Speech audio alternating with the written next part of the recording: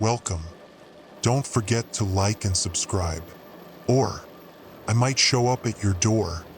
I'm just here to share some creepy stories, so sit back and enjoy.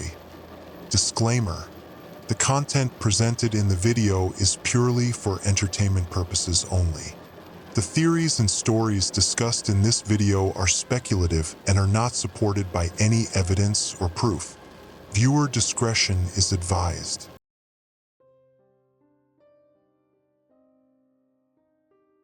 Audio diary entry: Salem After Dark podcast. Date: October 15th, 2025, 12:47 a.m. Host: Leo Brooks. Sound of rustling papers, distant traffic, the faint hum of recording equipment. This is Leo Brooks, and you're listening to Salem After Dark. If you're new to the show, welcome to the weird side of America's most haunted city. If you're a regular listener, well, I don't usually record episodes this late, but something happened tonight that I can't shake. I'm sitting in my apartment on Chestnut Street, and I can still hear it echoing in my skull. The bells. Christ, the bells. Let me back up. Earlier today, I got a call from Mrs. Chun, who lives over on Federal Street, right near the Old North Church. She's been a listener for about 6 months now, ever since I covered the Gallows Hill phenomena. Sweet lady, probably 70-something, lived in Salem her whole life. She called because she's been hearing church bells ringing at exactly midnight for the past week. Now, that doesn't sound particularly unusual for Salem. We've got more churches per square mile than most small cities. But here's the thing. The Old North Church hasn't had working bells for 15 years. Budget cuts. The mechanism's been broken since 2010, and the Historical Society never raised enough funds to fix it. Mrs. Chun was adamant, though. Every night at midnight, Leo, exactly midnight, they ring 13 times, then stop. 13. That number's been following me around Salem like a bad omen ever since. Well, ever since Sarah disappeared. Long pause, sound of Leo taking a drink. Sorry, still hard to talk about my sister sometimes, even after all these years. 10 years this December. December 13th, to be exact. She was investigating some local folklore for her graduate thesis on colonial New England supernatural beliefs. Always the academic Sarah was. Too smart for her own good, my mom used to say. Anyway, Mrs. Chen's call got me thinking. Sarah had mentioned something about midnight bells in her research notes, the ones the police returned to us after she vanished. I remember because it seemed so random at the time. She'd written bells at midnight signal or summoning in her cramped handwriting, right next to a sketch of what looked like people standing in a circle. So tonight, I decided to check it out myself. Professional curiosity, I told myself. Content for the podcast. But if I'm being honest, and I always try to be honest with you folks, it was more than that. It was the same feeling I get every time someone mentions unexplained phenomena in Salem. That maybe, just maybe, I'll find some trace of what happened to Sarah. I parked on Federal Street around 11:30 p.m. October in Salem is peak tourist season. Everybody wants to experience a real, haunted New England autumn. But by this time of night, even the ghost tour stragglers have called it quits. The street was empty except for the occasional car heading toward Route 1A. The Old North Church sits at the corner like a white wooden sentinel, its steeple piercing the orange glow of the streetlights. Built in 1836, nothing too ancient by Salem standards, but old enough to have absorbed its share of the city's supernatural residue. I've always believed buildings hold memories, especially in a place like this where history weighs heavy on every corner. I set up my portable recording equipment on the steps of the house across the street, close enough to capture any audio anomalies, far enough to avoid trespassing charges. Salem PD knows me well enough after 10 years of paranormal investigation, but they're not exactly fans of my work. At 11:58, the temperature dropped. Not gradually, suddenly, like someone had opened a freezer door. My breath started misting, and the moisture on my car windshield turned to frost in seconds.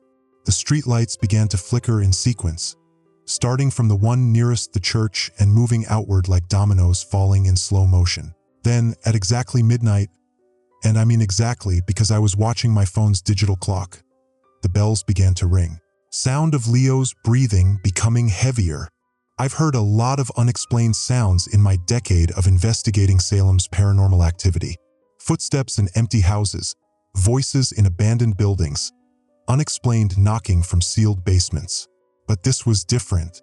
These bells had weight to them, a resonance that seemed to come from deep underground rather than from the church steeple above. 1, 2, 3. Each toll seemed to reach inside my chest and squeeze my heart. 4, 5, 6.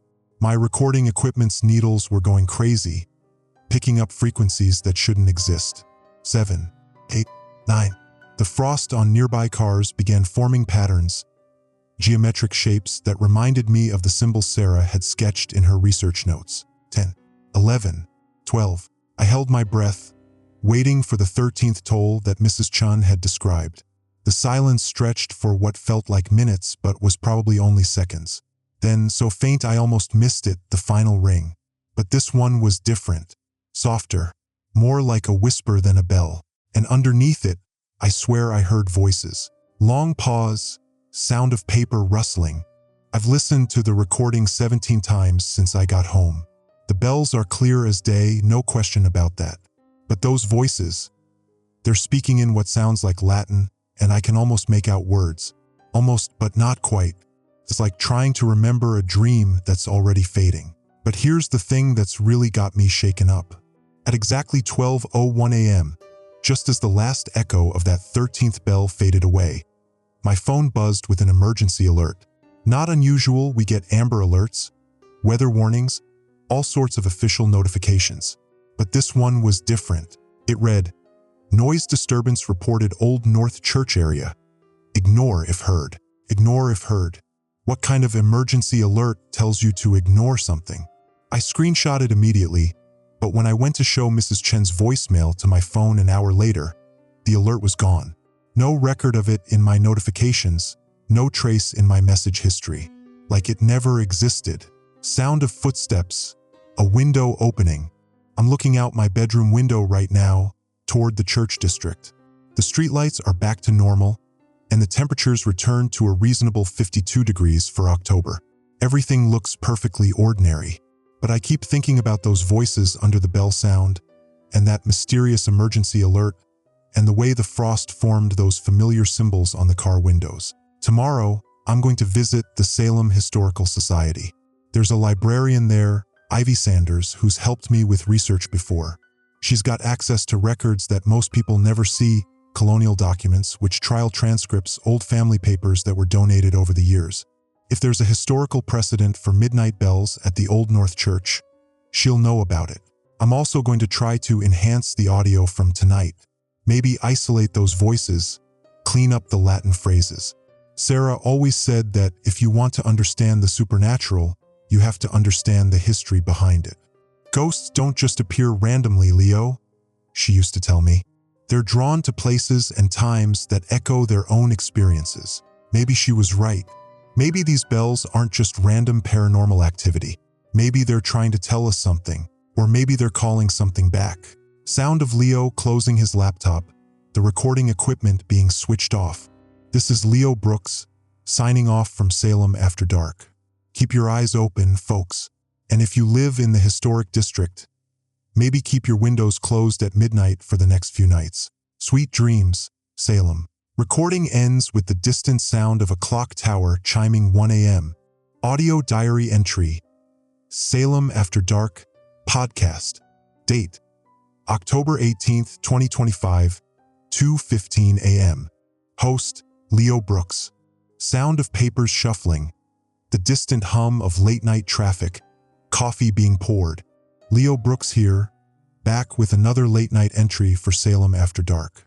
It's been 3 days since my first encounter with those midnight bells, and I've got updates that are going to make your skin crawl. First, the pattern. Mrs. Chun was right about the timing, but she missed something crucial. The bells aren't ringing every night, they're ringing every third night. I've been monitoring the Old North Church area since Tuesday, and the sequence is precise. Ring, skip 2 nights, ring, skip 2 nights.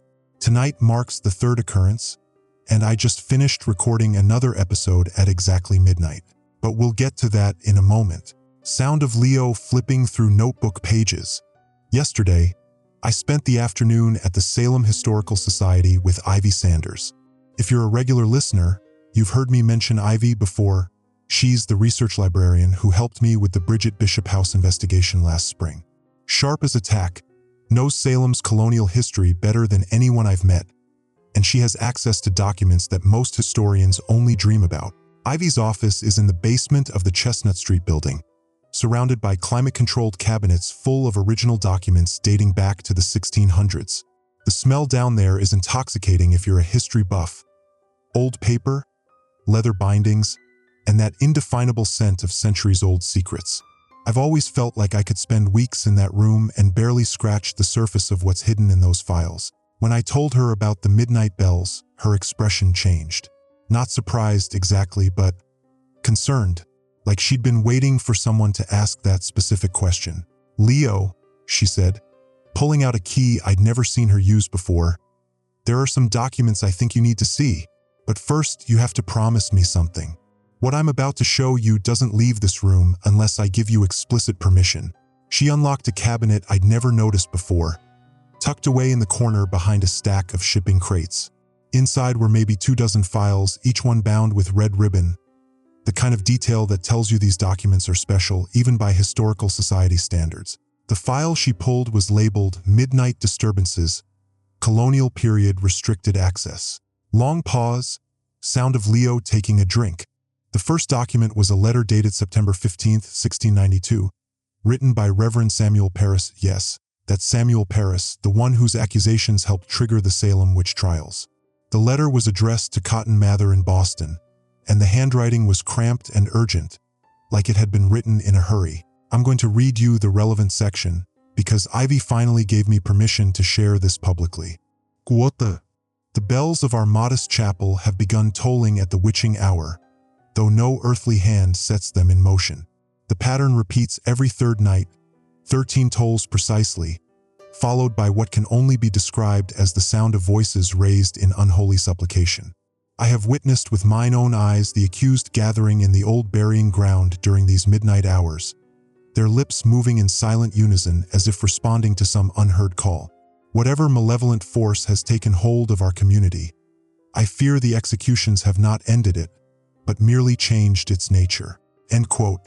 Ivy watched my face as I processed this. "There are 17 more documents spanning 3 centuries, she said. "Different churches, different locations around Salem, but always the same pattern. Midnight bells every third night, voices underneath the sound, and people drawn to gather in circles." "People drawn to gather," I repeated. "Like my sister might have been?" She hesitated before answering. "Leo, Sarah came to see me 3 weeks before she disappeared. She'd found references to these events in her own research and wanted to cross-reference them with our colonial documents. She was particularly interested in the timing. Why every third night? Why 13 bells? My blood went cold. What did you tell her?" "The same thing I'm going to tell you. According to these records, the midnight bells aren't random supernatural activity. They're a countdown. Each occurrence builds on the previous one, and when the sequence reaches completion..." She trailed off, looking uncomfortable. "Completion? How many occurrences?" 13 sets of bells. 13 times 13 tolls. The colonial records suggest that if the full sequence completes uninterrupted, something opens. A doorway, maybe, or a summoning portal. The language in these old documents is frustratingly vague, but the implication is clear. This isn't just ghostly activity. It's purposeful. Sound of chair creaking. Footsteps. I left the Historical Society with photocopies of 3 documents and a head full of questions. If Ivy's research is accurate, then Sarah disappeared just as someone or something was attempting to complete this ritual sequence. And now, 10 years later, it's starting again. But here's what really shook me up. As I was driving home yesterday evening, I decided to swing by the Salem Police Department. I know a desk sergeant there, Mike Kowalski, who's helped me with records requests before. Mike's been with Salem PD for 22 years, and he remembers Sarah's case. "Funny you should ask about midnight disturbances," he told me when I mentioned the bells. We've been getting calls about unusual noises in the historic district for the past week. But here's the weird part: dispatch has been telling officers to log the calls, but not respond unless there's evidence of property damage or public endangerment. That's unusual? Hell yes, it's unusual. Salem PD responds to everything during tourist season. Noise complaints, public intoxication, people trying to break into supposedly haunted buildings. We deal with it all. But suddenly we're supposed to ignore reports of midnight disturbances? Brass won't explain the policy change, just says it's temporary guidelines for specific acoustic phenomena. Mike pulled up the call log on his computer. Look at this pattern. October 15th, October 18th, and now we're expecting more calls tonight on the 21st. Every third night, just like clockwork. Who's issuing these guidelines? That's the million-dollar question, Leo. The order came down from the chief, but when I asked him about it, he said it was federal coordination. Like the FBI or Homeland Security is involved somehow. Sound of police scanner crackling in the background, which brings me to tonight's events. I position myself in the same spot across from the Old North Church, this time with upgraded recording equipment borrowed from my friend who works in radio production. At 11:55 p.m., the temperature drop began right on schedule. By midnight, my breath was visible and frost was forming on every surface within a 2-block radius. The bells tolled exactly as before 13 times, with that whispered final note and the barely audible voices underneath. But this time I was ready for them. I had directional microphones aimed at the church, audio filters set to isolate different frequency ranges, and backup recording devices running simultaneously. And this time, I heard something that made my blood freeze.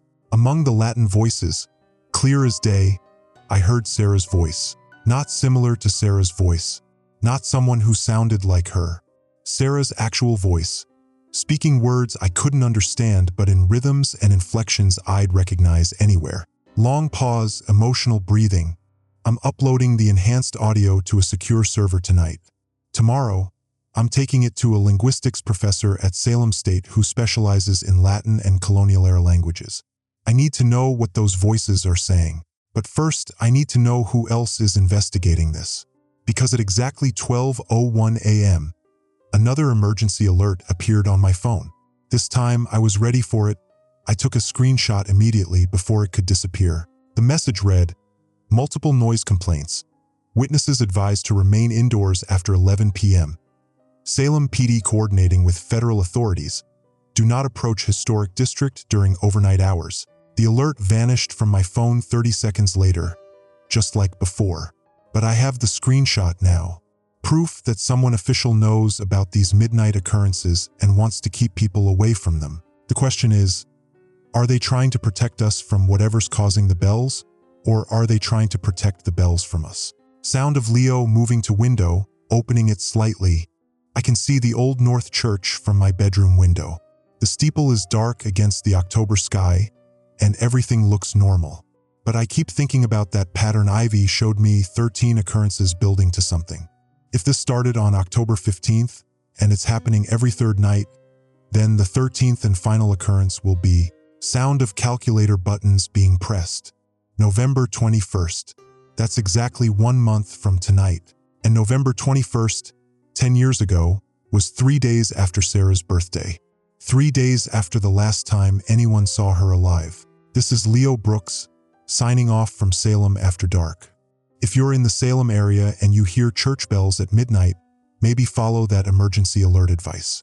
Stay indoors, because something tells me these bells aren't just remembering the past. They're calling it back. And I'm starting to think someone wants them to succeed. Recording ends with the distant sound of sirens, growing closer. Audio diary entry. Salem After Dark podcast. Date: October 21st, 2025, 3:22 a.m. Host: Leo Brooks. Sound of heavy breathing, footsteps on gravel, car door slamming. Jesus Christ. Jesus fucking Christ. Long pause, sound of shaking hands trying to operate recording equipment. I'm sorry, folks. I'm not usually at a loss for words. This is Leo Brooks, and I'm recording this in my car outside the old burying point because I can't go home yet. Not after what I just saw. Sound of sirens in the distance. Leo's breathing slowly steadying. Let me start from the beginning. This afternoon, I met with Professor Elena Martinez at Salem State University. She's a linguistics expert who specializes in medieval Latin and colonial-era religious texts. I'd sent her the enhanced audio files from the midnight bells, hoping she could translate the voices I'd been hearing underneath the tolling. Dr. Martinez's office is cramped with books and papers, typical academic chaos, but she had my audio files queued up on her computer when I arrived. The expression on her face told me everything I needed to know before she said a word. "Leo," she said, removing her reading glasses and rubbing her eyes. "Where exactly did you record this?" "The Old North Church area, during the Midnight Bell episodes I told you about." "And you're certain this wasn't staged? No reenactors? No historical society demonstrations?" "Positive." "Why?" She played back a section of the recording, the volume cranked up so we could hear the whispered voices clearly. "This is medieval ecclesiastical Latin, but it's not from any standard liturgy. The phrases, they're invocational. Summoning language." "Summoning what?" "That's where it gets disturbing. The voices are reciting what appears to be a modified version of the Vocare Mortuos, the calling of the dead. It's a ritual referenced in some of the more questionable medieval grimoires, but I've never seen evidence of it being practiced in colonial New England." She leaned forward, her voice dropping. "Leo, whoever recorded these voices knew authentic 13th century Latin pronunciation. Not the church Latin that most people learn, but the actual spoken language as it would have sounded 700 years ago. That level of accuracy requires either extensive academic training or what? Or they learned it from someone who was actually alive when it was commonly spoken." Sound of car engines starting. Driving through empty streets. I left Dr. Martinez's office with a printout of the Latin phrases and their translations. I won't read them all to you now. Some knowledge is too dangerous to spread casually. But the gist was clear. The voices weren't just random supernatural chatter. They were actively calling something back from beyond death, specifically on the night of the 13th bell beneath the harvest moon. Tonight was the 4th occurrence of the midnight bells, October 21st. And according to my calendar app, tonight is also the night of the October harvest moon. I decided I couldn't just observe from across the street anymore. I needed to get closer to the old burying point, where the colonial documents suggested people had been seen gathering during previous occurrences. I needed to see if anyone was actually participating in these rituals, or if the voices were purely supernatural phenomena. Sound of footsteps on cobblestones. Leo's voice becoming quieter. I parked on Howard Street around 11:15 p.m. and walked through the historic district toward Charter Street. The old burying point is Salem's oldest cemetery, dating back to 1637, and it's where many of the witch trial victims' families are buried. If you're going to conduct a ritual involving the dead in Salem, that's ground zero. The temperature started dropping at 11:45, earlier than usual. By 11:50, I could see my breath, and frost was forming on the old slate headstones. The streetlights along Charter Street began their familiar flickering pattern, creating pools of shifting light and shadow among the graves. But this time I wasn't alone. Voice drops to a whisper. At 11:55, I saw them. 7 figures moving between the headstones, arranging themselves in a circle around a particular grave marker. They moved silently, purposefully, like they'd done this many times before. In the intermittent streetlight, I could see they were wearing dark clothing, not robes or costumes, just regular street clothes that blended with the shadows. I crept closer, using the larger monuments for cover. The grave they'd chosen was old, the stone weathered almost smooth, but I could make out a name: Rebecca Nurse, one of the executed accused witches from 1692. As midnight approached, the figures joined hands around Rebecca Nurse's grave. I positioned myself behind a large obelisk about 20 feet away, close enough to hear but hopefully far enough to remain undetected. At exactly midnight, the bells began tolling from the Old North Church. But this time, the 7 figures responded to each toll with a spoken phrase in Latin. The same phrases Dr. Martinez had translated for me earlier. The calling of the dead. Leo's voice becomes strained with emotion. By the fifth toll, I realized something that made my skin crawl. One of the voices responding to the bells was familiar. Not Sarah's voice. I'd been wrong about that in my previous recordings. The voice I'd been hearing was deeper, older, with an accent I couldn't place. But one of the 7 figures standing in that circle, her voice rising and falling with the Latin incantations, was definitely Sarah. My sister, Sarah Brooks, standing in that circle of chanters, exactly as she had 10 years ago, looking exactly as she had the day she disappeared. Long pause, sound of Leo crying quietly. I'm not losing my mind. I know how this sounds, but I had clear sight lines in the moonlight. Same height, same build, same way of tilting her head when she concentrates. Same Auburn University sweatshirt she was wearing the last time I saw her alive. But her eyes, God, her eyes were wrong. Black, completely black, like looking into empty sockets. The bells tolled 13 times, each one echoing off the headstones like thunder. With each toll, the figures in the circle spoke their Latin phrases, and with each phrase, the temperature dropped further. By the 13th bell, the frost on the ground had formed intricate geometric patterns radiating outward from Rebecca Nurse's grave. Then, in the silence that followed the final bell, Sarah, or whatever was wearing Sarah's face, looked directly at me. She smiled, and she spoke, her voice carrying across the cemetery with impossible clarity. "Hello, Leo. We've been waiting for you." Sound of footsteps running, breathing heavily. I ran. I'm not ashamed to admit it. I ran like hell, stumbling over broken headstones and low iron fencing, not stopping until I reached my car. Behind me, I could hear laughter, not malicious, but worse somehow. Pleased, like they were happy I'd finally seen them. Sound of emergency alert notification, and right on schedule at 12:01 a.m., another emergency alert. But this one was different. Instead of text, it was an audio message, and the voice was Sarah's. Emergency alert. Electromagnetic interference reported throughout Salem Historic District. Electronic devices may malfunction between 11 p.m. and 1 a.m. Citizens advised to avoid Charter Street area. Do not approach individuals gathered in cemetery locations after midnight. The message played 3 times, then my phone went dead. Completely dead, despite having a full charge when I left the house. Sound of Leo fumbling with car charger. I'm driving around Salem now because I can't go home yet. I can't sit still. Everything I thought I knew about Sarah's disappearance, about these midnight bells, about what's happening in Salem, it's all wrong. Sarah didn't disappear 10 years ago. She's still here, still participating in whatever ritual these people are performing. But she's not alive. Not in any way that matters. The question isn't what happened to my sister. The question is, what has she become?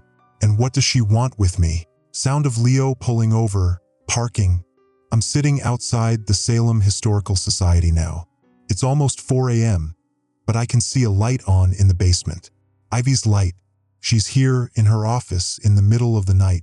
After what I just witnessed, that can't be a coincidence. Tomorrow, later today, I guess, I'm going to confront her, because I'm starting to think Ivy Sanders knows a lot more about these midnight rituals than she's been letting on. And I'm starting to think she knew exactly what I would find when I went looking for answers at the old burying point. Sound of footsteps on pavement, approaching a building. This is Leo Brooks, signing off from Salem After Dark. If you're listening to this and something happens to me in the next few days, remember what I've told you. The midnight bells aren't random supernatural activity.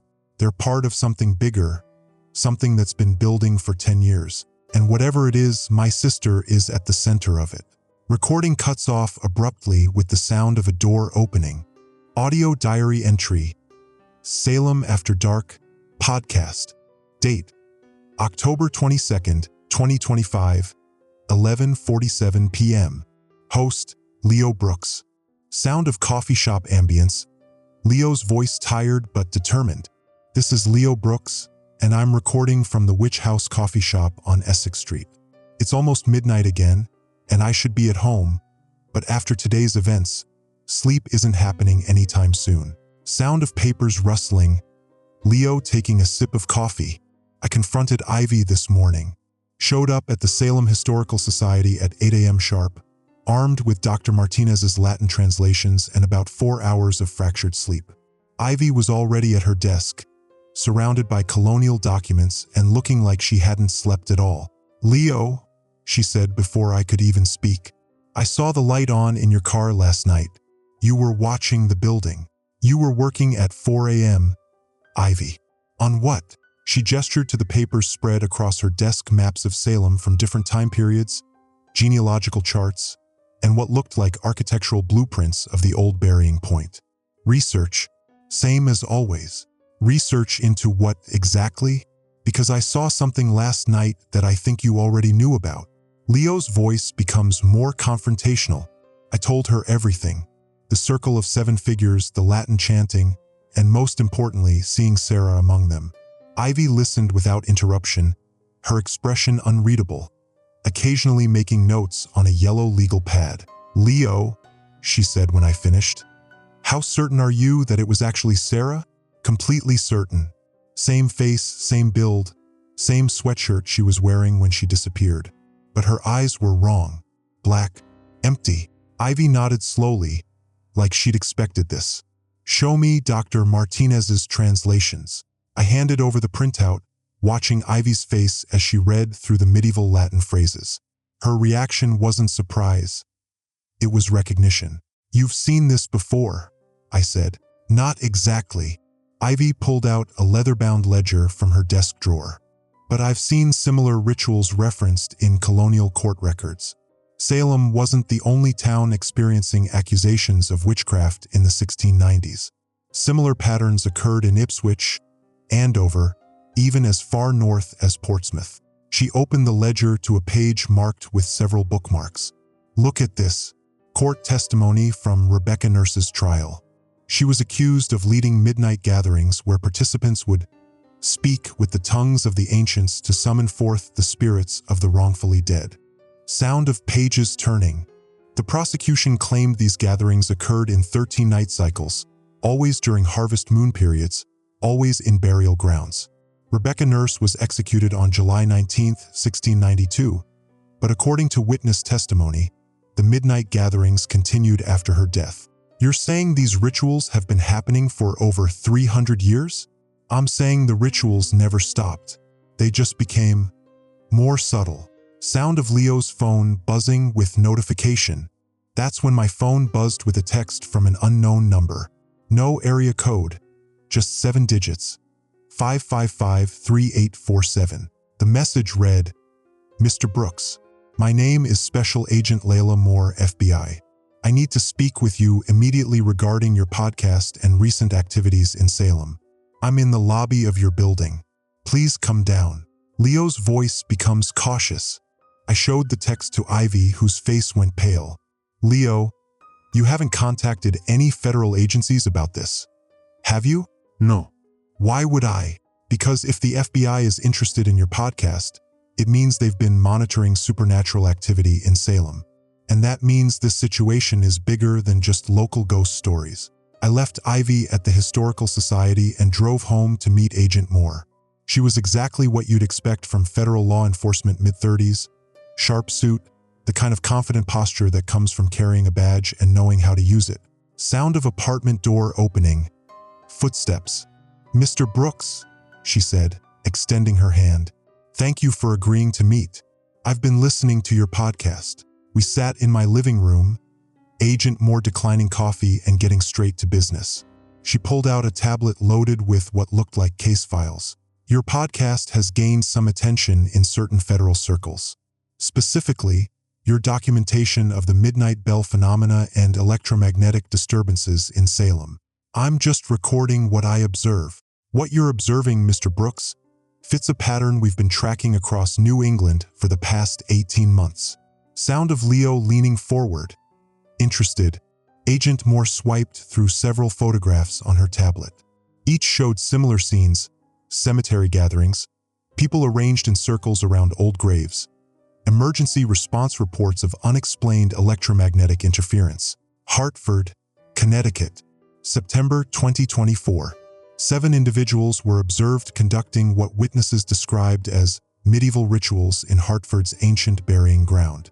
Local police responded to noise complaints but found no one at the scene. However, surveillance cameras malfunctioned between 11:45 p.m. and 12:15 a.m. She swiped to the next image.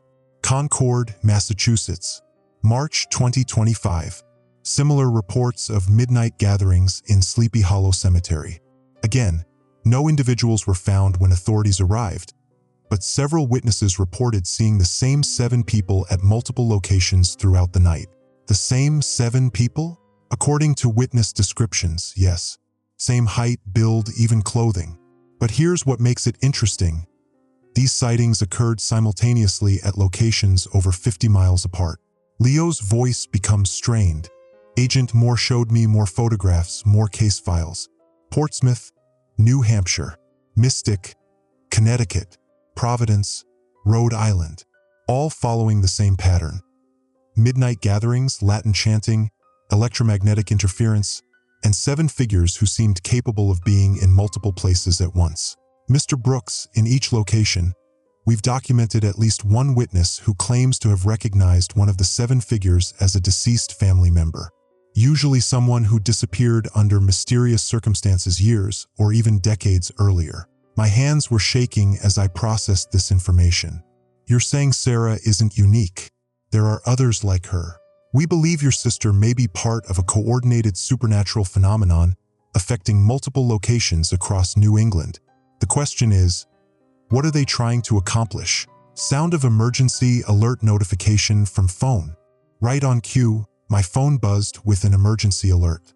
But this time, Agent Moore's phone received the same alert simultaneously. The message read, "Federal investigation ongoing in Salem Historic District. Citizens advised to report any unusual midnight activity to authorities immediately. Do not approach individuals conducting gatherings in cemetery locations. Electronic devices may experience interference between 11 p.m. and 1 a.m.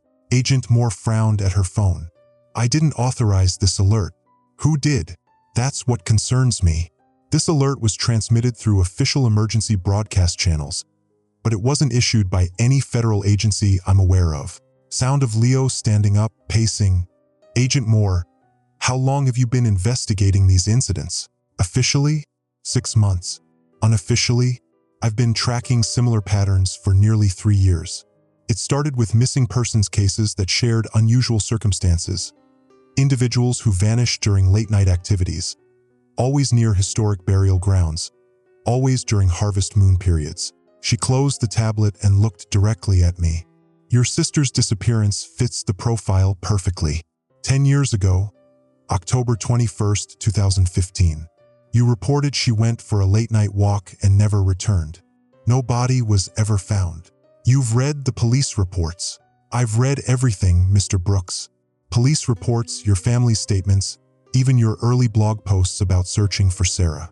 What I find interesting is that your documentation of Salem's midnight phenomena began exactly 10 years after her disappearance. Leo's voice becomes defensive. You think I'm unconsciously drawn to these events because of Sarah? I think you're being drawn to these events because Sarah wants you to find her. The question is, why now? What's changed after 10 years of silence? Agent Moore stood to leave, handing me her business card. Mr. Brooks, I need you to continue documenting these midnight occurrences, but I also need you to be extremely careful. Whatever these 7 figures are planning, it appears to be building towards something significant. How do you know? Because the electromagnetic interference is getting stronger. The simultaneous sightings are becoming more frequent. And according to our analysis of emergency broadcast patterns, the unauthorized alerts are increasing in both frequency and geographical scope. Sound of apartment door opening. As Agent Moore reached the door, she turned back to me. One more thing. The friend you mentioned, Ivy Sanders from the Historical Society. How long have you known her? About 2 years.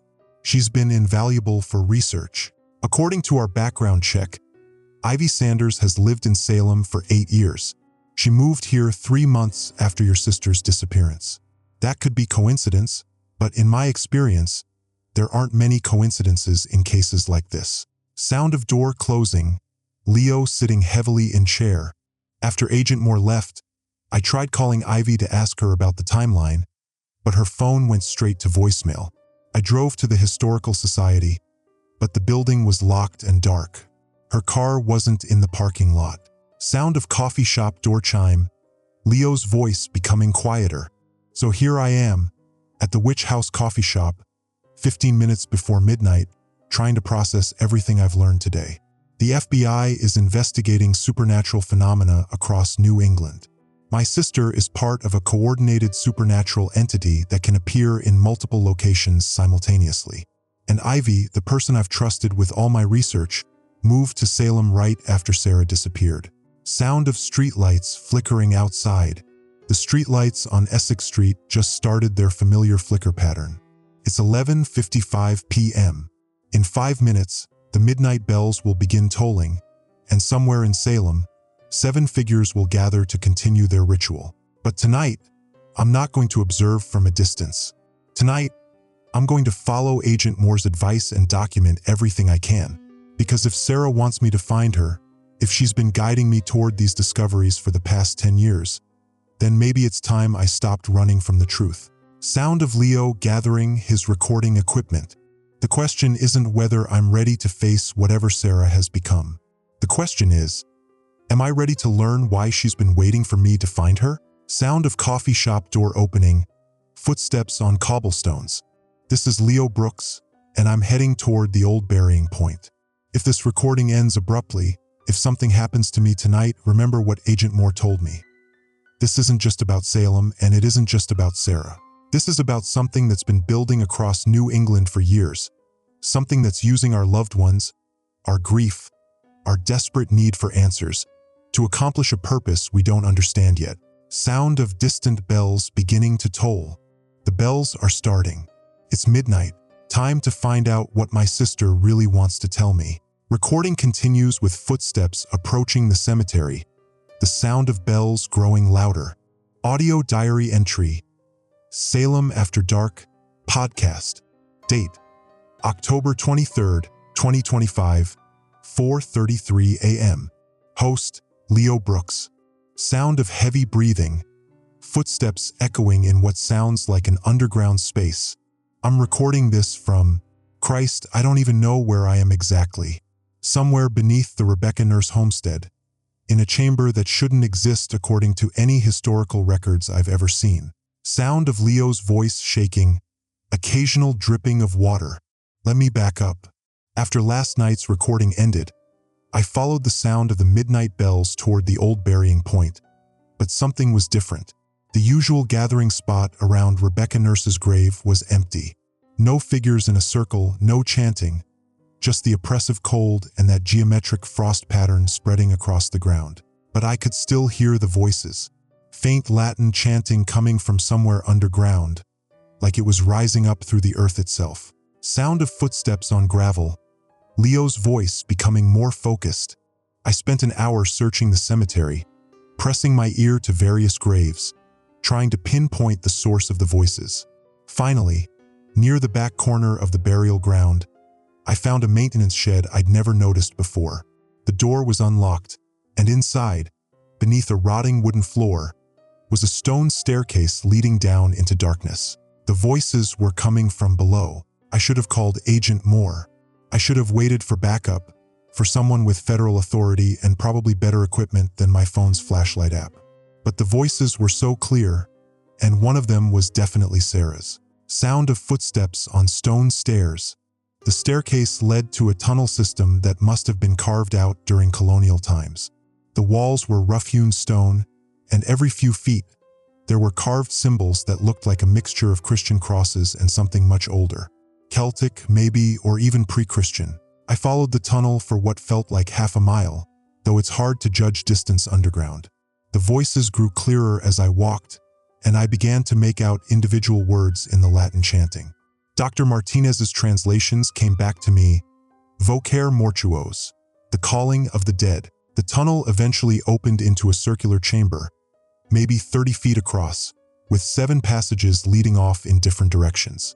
In the center of the chamber was a stone altar, and around it, carved into the floor, was an intricate geometric pattern that matched the frost formations I'd been seeing in the cemetery. Leo's voice drops to a whisper, but what stopped me cold wasn't the altar or the carvings.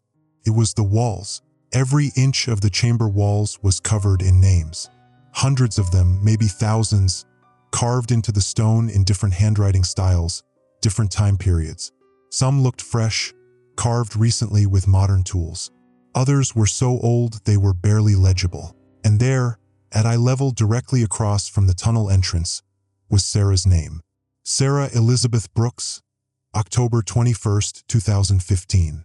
But that wasn't the worst part. The worst part was seeing my own name carved right next to hers.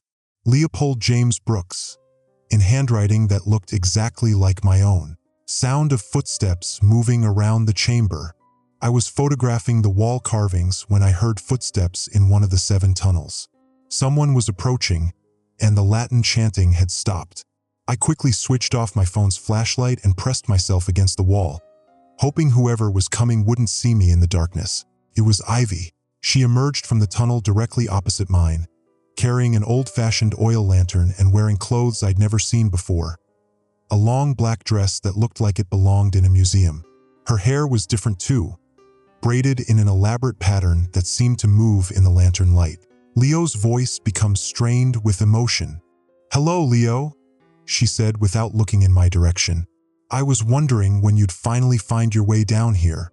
Ivy, what is this place?"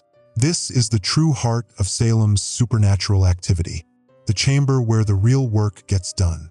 She set the lantern on the stone altar, and in its flickering light, I could see that the geometric pattern on the floor wasn't just carved. It was inlaid with what looked like silver and bone. "How long have you known about this?" "Since the day I moved to Salem, 8 years ago." Ivy turned to face me, and her eyes had changed. Not black like Sarah's had been, but older somehow. Ancient. 3 months after your sister joined us. Sound of Leo's voice becoming angry. "Joined you?" "Sarah didn't join anything. She disappeared. She was taken. Leo, your sister came to us willingly. She sought us out after months of researching Salem's history, just like you've been doing.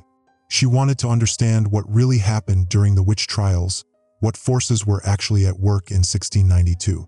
Ivy moved around the altar, her fingers tracing the silver inlays in the floor pattern. The accusations of witchcraft weren't entirely fabricated. There really were people in Salem conducting rituals, attempting to communicate with forces beyond normal human understanding. But they weren't evil. They were trying to correct a cosmic imbalance.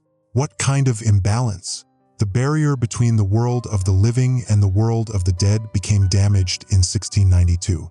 The executions, the mass hysteria, the collective fear and hatred, it created tears in the fabric that separates our reality from the realm of spirits. Sound of Leo moving closer, recording equipment rustling. And Sarah thought she could fix it? Sarah discovered that the tears were growing larger each year. Spirits were crossing over, but not the benevolent ones. The angry dead, the malevolent entities that feed on fear and suffering, they were finding ways through. The midnight rituals aren't summoning evil spirits, Leo. They're keeping evil spirits from entering our world permanently. I stared at Ivy in the lantern light, trying to process what she was telling me. The 7 figures I've been seeing are guardians, volunteers who agreed to anchor themselves between worlds, to serve as living seals that maintain the barrier's integrity. Your sister is one of 7 people who have made the ultimate sacrifice to protect not just Salem, but all of New England from supernatural invasion. Leo's voice becomes desperate. "But she's dead, Ivy. Or something like dead. I saw her eyes. She's not dead. She's transformed, existing simultaneously in both worlds so she can monitor the barrier from both sides." Ivy's voice took on an almost pleading tone. "Leo, she's a hero. They all are. The electromagnetic interference, the emergency alerts, even the midnight gatherings you've been documenting. It's all part of their work to keep the barrier stable. Then why didn't you tell me this from the beginning? Why let me think she was missing? Because we needed you to discover it for yourself. to document the process, to become convinced of the reality of what we're dealing with. Ivy gestured toward the wall where my name was carved. We need an 8th guardian, Leo. The barrier is weakening despite the 7's efforts. The supernatural activity you've been recording isn't just random phenomena. It's evidence that the tiers are expanding. Sound of Leo backing away, voice becoming panicked. You want me to become like Sarah, to transform into whatever she is now. We want you to save New England from a supernatural catastrophe that would make the witch trials look like a minor historical footnote. That's when I heard it. Sarah's voice, not from the tunnels or the chamber, but from everywhere at once, like the stone walls themselves were speaking. Leo. Her voice was exactly as I remembered it, but with an echo that seemed to come from impossibly far away. You don't have to be afraid. Sarah, where are you? I'm here. I'm always here now, watching, protecting, waiting for you to understand. Sound of Leo's voice breaking. I miss you, Sarah. I've missed you for 10 years. I know, and I've been watching you search for me, learning about Salem's history, preparing yourself for this moment without even realizing it. Your podcast, your research, your obsession with the midnight phenomena. It's all been leading you here. Ivy stepped closer to me. The choice is yours, Leo. You can leave this chamber, go back to your normal life, and watch New England slowly descend into supernatural chaos as the barrier continues to deteriorate. Or you can join your sister and the other guardians in maintaining the balance between worlds. Sound of emergency alert notification, but distorted. Right then, my phone buzzed with an emergency alert, but the sound was wrong. Distorted, like it was being transmitted through water. The message that appeared on my screen wasn't in English. It was in the same medieval Latin that Dr. Martinez had translated for me, but somehow I could understand it. Multiple missing persons reports throughout New England. Last known locations near historic burial grounds. Search efforts suspended due to equipment failures and unexplained phenomena. Avoid all cemetery areas after sunset. Leo's voice becoming more determined. This alert, it's not from any official agency, is it? It's from us, Ivy said quietly. From the Guardians. They're trying to warn people away from the areas where the barrier is most unstable. But the warnings aren't working. People are still disappearing, still being pulled through the tiers by the entities on the other side. And you think making me the 8th guardian will stop this? I think it's our only chance. The pattern requires 8 anchors for complete stability. 7 guardians can maintain the barrier temporarily, but 8 can seal it permanently. Sound of footsteps, Leo moving toward one of the tunnel entrances. I looked around the chamber one more time at the altar, at the silver and bone patterns, at the thousands of names carved into the walls, at my own name, somehow carved in my own handwriting, like the chamber itself had been expecting me. If I agree to this, I said, if I become a guardian like Sarah, what happens to my life, my podcast, my identity? You'll exist in both worlds, Ivy answered. You'll retain your memories, your personality, your connection to the living world, but you'll also gain the ability to monitor and maintain the barrier, to protect people from supernatural threats they'll never even know existed. Sound of Sarah's voice, closer now. Leo, you've been protecting people through your podcast for years, warning them about supernatural activity, documenting dangerous phenomena, helping them understand what they're experiencing. This would just be more effective. I closed my eyes and tried to think rationally, but rational thought seemed impossible in this underground chamber surrounded by centuries of carved names and the voices of the transformed dead. Leo's voice becoming resolute. I need time to consider this. I need to talk to Agent Moore to understand what the federal government knows about this situation. Of course, Ivy said. But Leo, time is something we may not have much of. The barrier weakens with each passing day, and Halloween is only 8 days away. The veil between worlds is thinnest on All Hallows Eve. If we don't have 8 guardians in place by then, she didn't finish the sentence.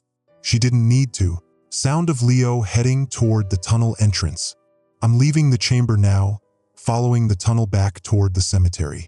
but I can hear Sarah's voice following me, echoing off the stone walls. Whatever you decide, Leo, decide quickly. The dead are growing restless, and the living are running out of time. Sound of footsteps on stone stairs, then gravel. This is Leo Brooks, and I'm back above ground, standing in the old burying point as dawn breaks over Salem. In my pocket, I have photographs of a chamber that shouldn't exist, evidence of a supernatural conspiracy that's been operating for centuries, and the weight of a choice that could determine the fate of New England. 8 days until Halloween. 8 days to decide whether I'm willing to sacrifice my humanity to save it. Recording ends with the sound of morning birds and distant traffic. Audio diary entry. Salem After Dark podcast. Date: October 24th, 2025, 5:17 a.m. Host: Leo Brooks. Sound of Leo's voice, exhausted and strained, with background noise of wind and distant traffic. I haven't slept in 36 hours. Can't sleep. Every time I close my eyes, I see that chamber, those carved names, Sarah's face in the lantern light telling me I have to choose between my humanity and New England's survival. Sound of car door slamming, footsteps on pavement. Agent Moore agreed to meet me at the Hawthorne Hotel at 3 a.m. Said she had new information from the federal database that I needed to see before making any decisions about Ivy's proposal. But she's 20 minutes late, and in Salem, 20 minutes after 3 a.m. might as well be 20 hours. Sound of Leo's phone buzzing. Hold on, that's her now.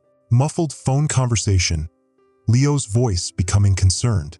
Moore? Where are you? What do you mean your GPS is malfunctioning? No, I'm at the hotel lobby entrance like we agreed. Agent Moore, can you hear me?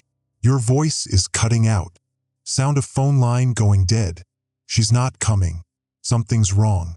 Her voice sounded distant, hollow, like she was speaking from inside a cave or underwater. Sound of footsteps. Leo walking quickly. I'm heading to the old burying point. If the Guardians are real, if they're trying to maintain some kind of supernatural barrier, then maybe they'll have answers about what's happening to Agent Moore. Maybe they'll... Sound of emergency alert notification. But the tone is wrong, deeper, more resonant. Another alert. But listen to that sound. That's not the standard emergency broadcast tone. It's musical, almost like a bell. Leo reading from phone screen, voice becoming alarmed. Communication systems experiencing widespread failure throughout Essex County. Emergency services may be unavailable between 11 p.m. and 1 a.m. Citizens are advised to avoid all electronic devices during this time frame. Repeated exposure to electromagnetic anomalies may cause permanent neurological damage. Permanent neurological damage? What the hell kind of official alert mentions neurological damage? Sound of footsteps quickening. Leo breathing heavily. I'm at the cemetery now. It's still 2 hours before dawn, and the fog is so thick I can barely see 5 feet ahead of me. But there's a sound underneath the fog, underneath the normal Salem night sounds. It's like humming. Dozens of voices humming in harmony, but the melody is wrong. Too complex for human vocal cords. Sound of footsteps on gravel, then suddenly stopping. Oh God, they're here. The 7 Guardians. I can see them through the fog, arranged in their usual circle around Rebecca Nurse's grave. But something's different tonight. Leo's voice drops to a terrified whisper. They're not solid anymore. I can see through them, like they're made of mist and moonlight. Sarah is there, directly across from me, but her form keeps flickering between the sister I remember and something else.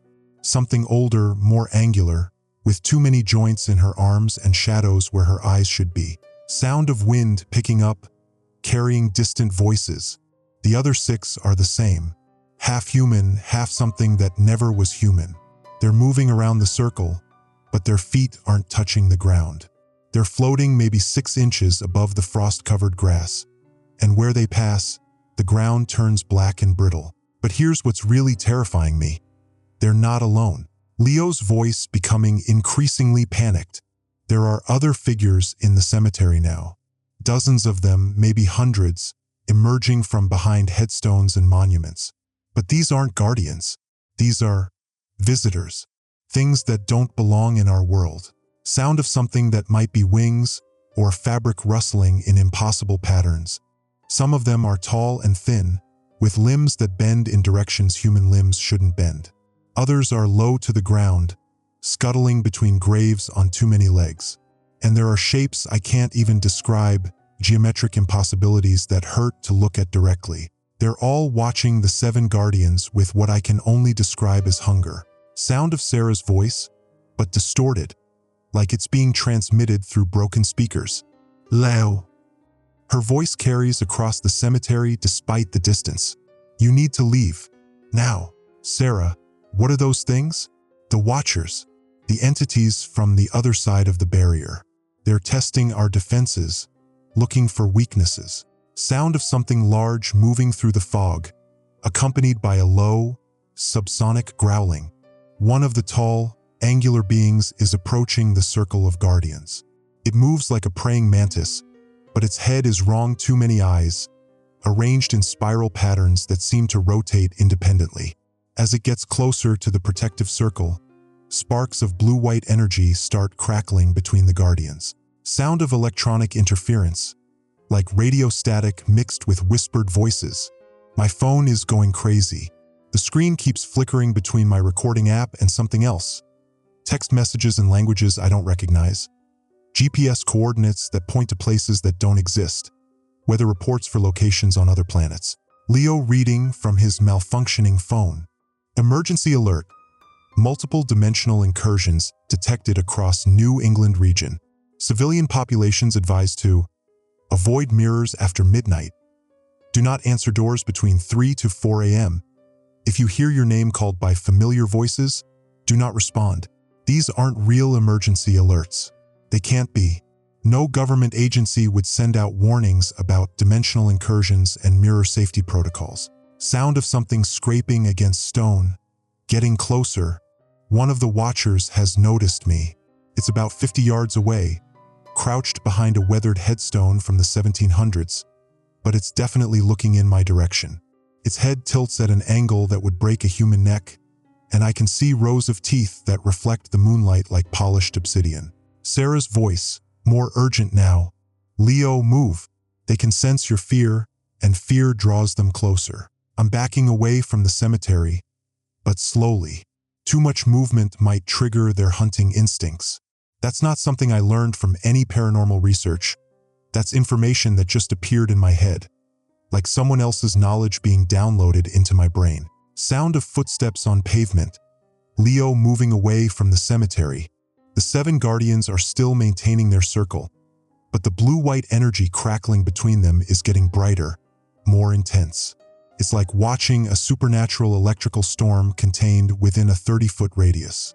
And the Watchers are pressing closer, testing the boundaries of whatever protective barrier the guardians are maintaining.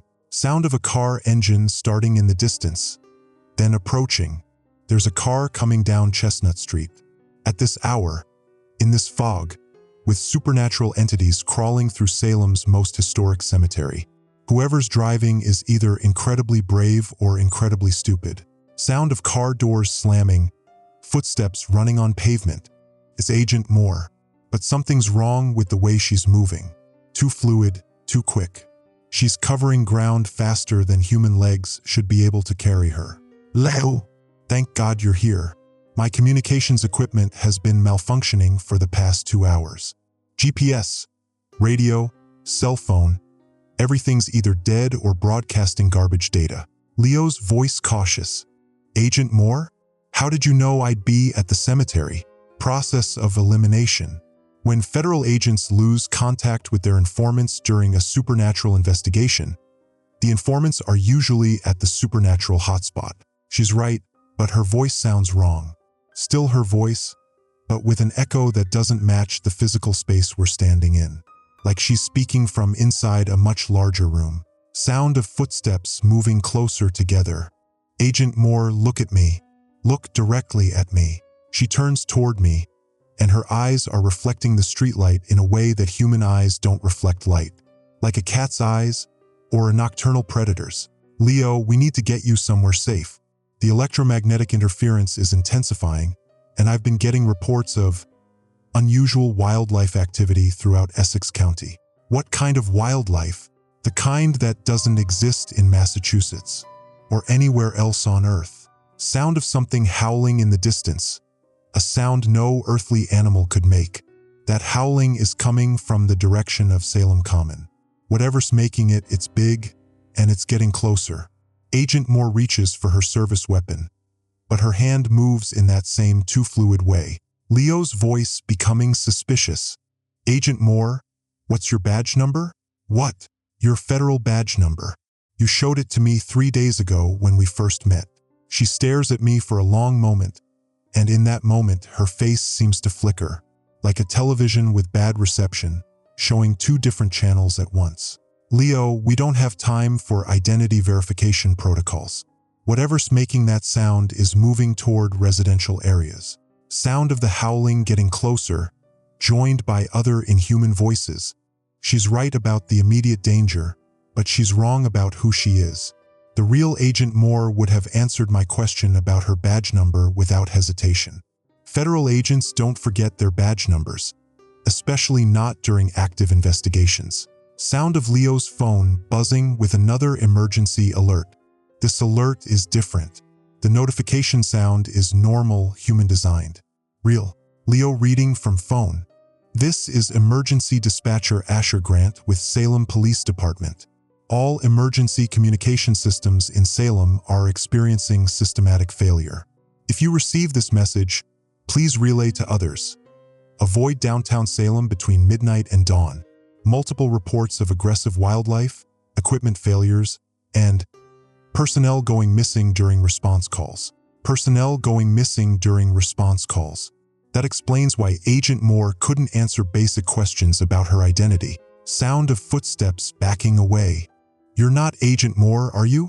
The thing wearing Agent Moore's face smiles, and when it smiles, I can see that its teeth go back much further than they should. Row after row of pointed teeth extending into the darkness of its throat. I am Agent Layla Moore, FBI badge number 2847, assigned to investigate unusual disappearances in the Salem area. Its voice is still Moore's voice, but the intonation is wrong, like someone reading from a script in a language they don't understand. Sound of something large crashing through tree branches nearby. Whatever made that howling sound earlier has reached Chestnut Street. I can hear it moving through the old oak trees that line the road between the cemetery and downtown Salem. Branches breaking, leaves rustling in patterns that sound almost like speech. Leo's voice, determined despite fear. I'm going back to the cemetery. The guardians might not be human anymore, but they're still protecting this place from things like you. Leo, you don't understand the danger you're in. The electromagnetic interference, the wildlife reports, the missing personnel, it's all connected to the 7 individuals you've been calling guardians. They're not protecting Salem. They're the source of the contamination. Sound of footsteps on gravel as Leo enters the cemetery. I'm back at the old burying point, and the scene has changed dramatically. The 7 guardians are no longer maintaining a simple circle. They're arranged in a complex geometric pattern that extends across multiple grave sites, connected by lines of that blue-white energy that now pulse like a heartbeat. The watchers, the entities from whatever dimension they inhabit, are everywhere. Perched on headstones, crawling between graves, floating above the treeline like organic surveillance drones. But they're not attacking. They're waiting. Sarah's voice, clearer now that Leo is closer. Leo, the barrier is failing. We can maintain it for maybe another 6 days, but after that, her voice trails off, but I can see what she means. Some of the watchers are beginning to solidify, becoming more real, more present in our world. The translucent, mist-like quality is fading, replaced by flesh and bone and other materials that don't have names in human language. Sound of Agent Moore approaching from behind. Leo, step away from the ritual site. These entities are using some form of interdimensional manipulation to make you perceive them as protective guardians. I turn around, and the thing wearing Agent Moore's face is maybe 10 feet away. But now I can see other differences. Her federal jacket is the wrong color, too dark, almost black instead of navy blue. Her badge, which should be silver, is reflecting light like it's made of something organic. Chitin, maybe, or polished bone. Leo's voice, addressing both the false agent and the Guardians. Which one of you is telling the truth? Are the Guardians protecting Salem from interdimensional invasion, or are they causing it? The false agent more opens her mouth to respond, but what comes out isn't speech. It's that same harmonic humming I heard earlier, the melody that's too complex for human vocal cords. Sarah's voice, urgent. Leo, it's both. We're protecting Salem from the Watchers, but our presence here is what attracts them in the first place. We're like lighthouse keepers. We keep the dangerous ships from crashing into shore, but the lighthouse beam is what draws them to these waters. Sound of multiple emergency alerts going off simultaneously. Every electronic device in the cemetery, my phone, the false agent's radio, even the digital displays on some of the newer headstones, is broadcasting alerts at once. Different voices, different agencies, different warnings, all overlapping into a cacophony of official-sounding panic. Avoid downtown Salem. Communication systems failing. Unusual wildlife reported. Personnel missing. Dimensional incursions detected. Do not trust familiar voices. Electronic devices may cause neurological damage. Leo's voice, shouting over the electronic chaos. Sarah, tell me what I need to do. Tell me how to help. You need to choose, Leo. Join us as the 8th Guardian and help us strengthen the barrier permanently. Or find a way to evacuate everyone within 50 miles of Salem before Halloween night. Sound of the false agent more laughing, but the laughter is multitonal, like a choir of voices laughing in harmony. Neither option will work, it says with Agent Moore's voice. The barrier was always temporary. The Watchers have been planning this incursion for centuries. Salem is just the first breach point. Sound of something massive moving through the fog, accompanied by footsteps that sound like they're made by feet with too many toes. That howling from earlier is back, but now it's coming from multiple directions. Whatever's making the sound has either multiplied or called for reinforcements. And the false agent Moore is backing away, which suggests that even interdimensional shapeshifters have survival instincts. Leo's voice, resigned but determined. This is Leo Brooks, broadcasting from Salem's old burying point at 4:47 a.m. on October 24th. If anyone receives this recording, understand that the emergency alerts you've been receiving are real. Salem is experiencing some form of supernatural crisis, and it's spreading beyond the city limits. Sound of Sarah's voice, fading as if she's moving away. 6 days, Leo. You have 6 days to decide. After that, the choice will be made for you. Sound of footsteps on gravel. Leo leaving the cemetery. I'm walking back toward downtown Salem now, leaving the Guardians to maintain their increasingly complex protective formation and the Watchers to test the boundaries of whatever barrier stands between their world and ours. The false agent Moore has disappeared, but I can still hear her voice, or its voice, echoing from different directions, sometimes from storm drains, sometimes from parked cars, sometimes from the windows of houses where people are supposedly sleeping safely. Sound of Leo's phone buzzing with a text message. One final message, from a number I don't recognize. This is the real Agent Layla Moore. I'm trapped in some kind of pocket dimension. The thing impersonating me is feeding information back to whatever intelligence is coordinating these incursions. Trust the dispatcher Asher Grant. He's the only one whose communications haven't been compromised. Leo's voice, exhausted. 6 days until Halloween. 6 days to figure out how to save Salem, New England, and possibly the world from an interdimensional invasion that's been centuries in the planning. And somewhere in the fog-covered streets of America's most haunted city, something wearing Agent Moore's face is broadcasting false information to anyone desperate enough to trust a familiar voice in the darkness. Recording ends with the sound of distant howling and the electronic squeal of communication systems failing throughout Salem. Audio diary entry. Salem After Dark podcast. Date: October 30th, 2025, 11:47 p.m. Host: Leo Brooks.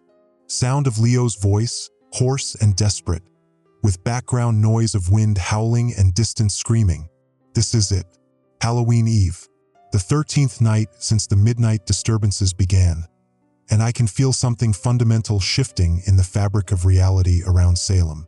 The air itself feels thicker, like breathing through wet cloth, and every shadow seems to writhe with independent life.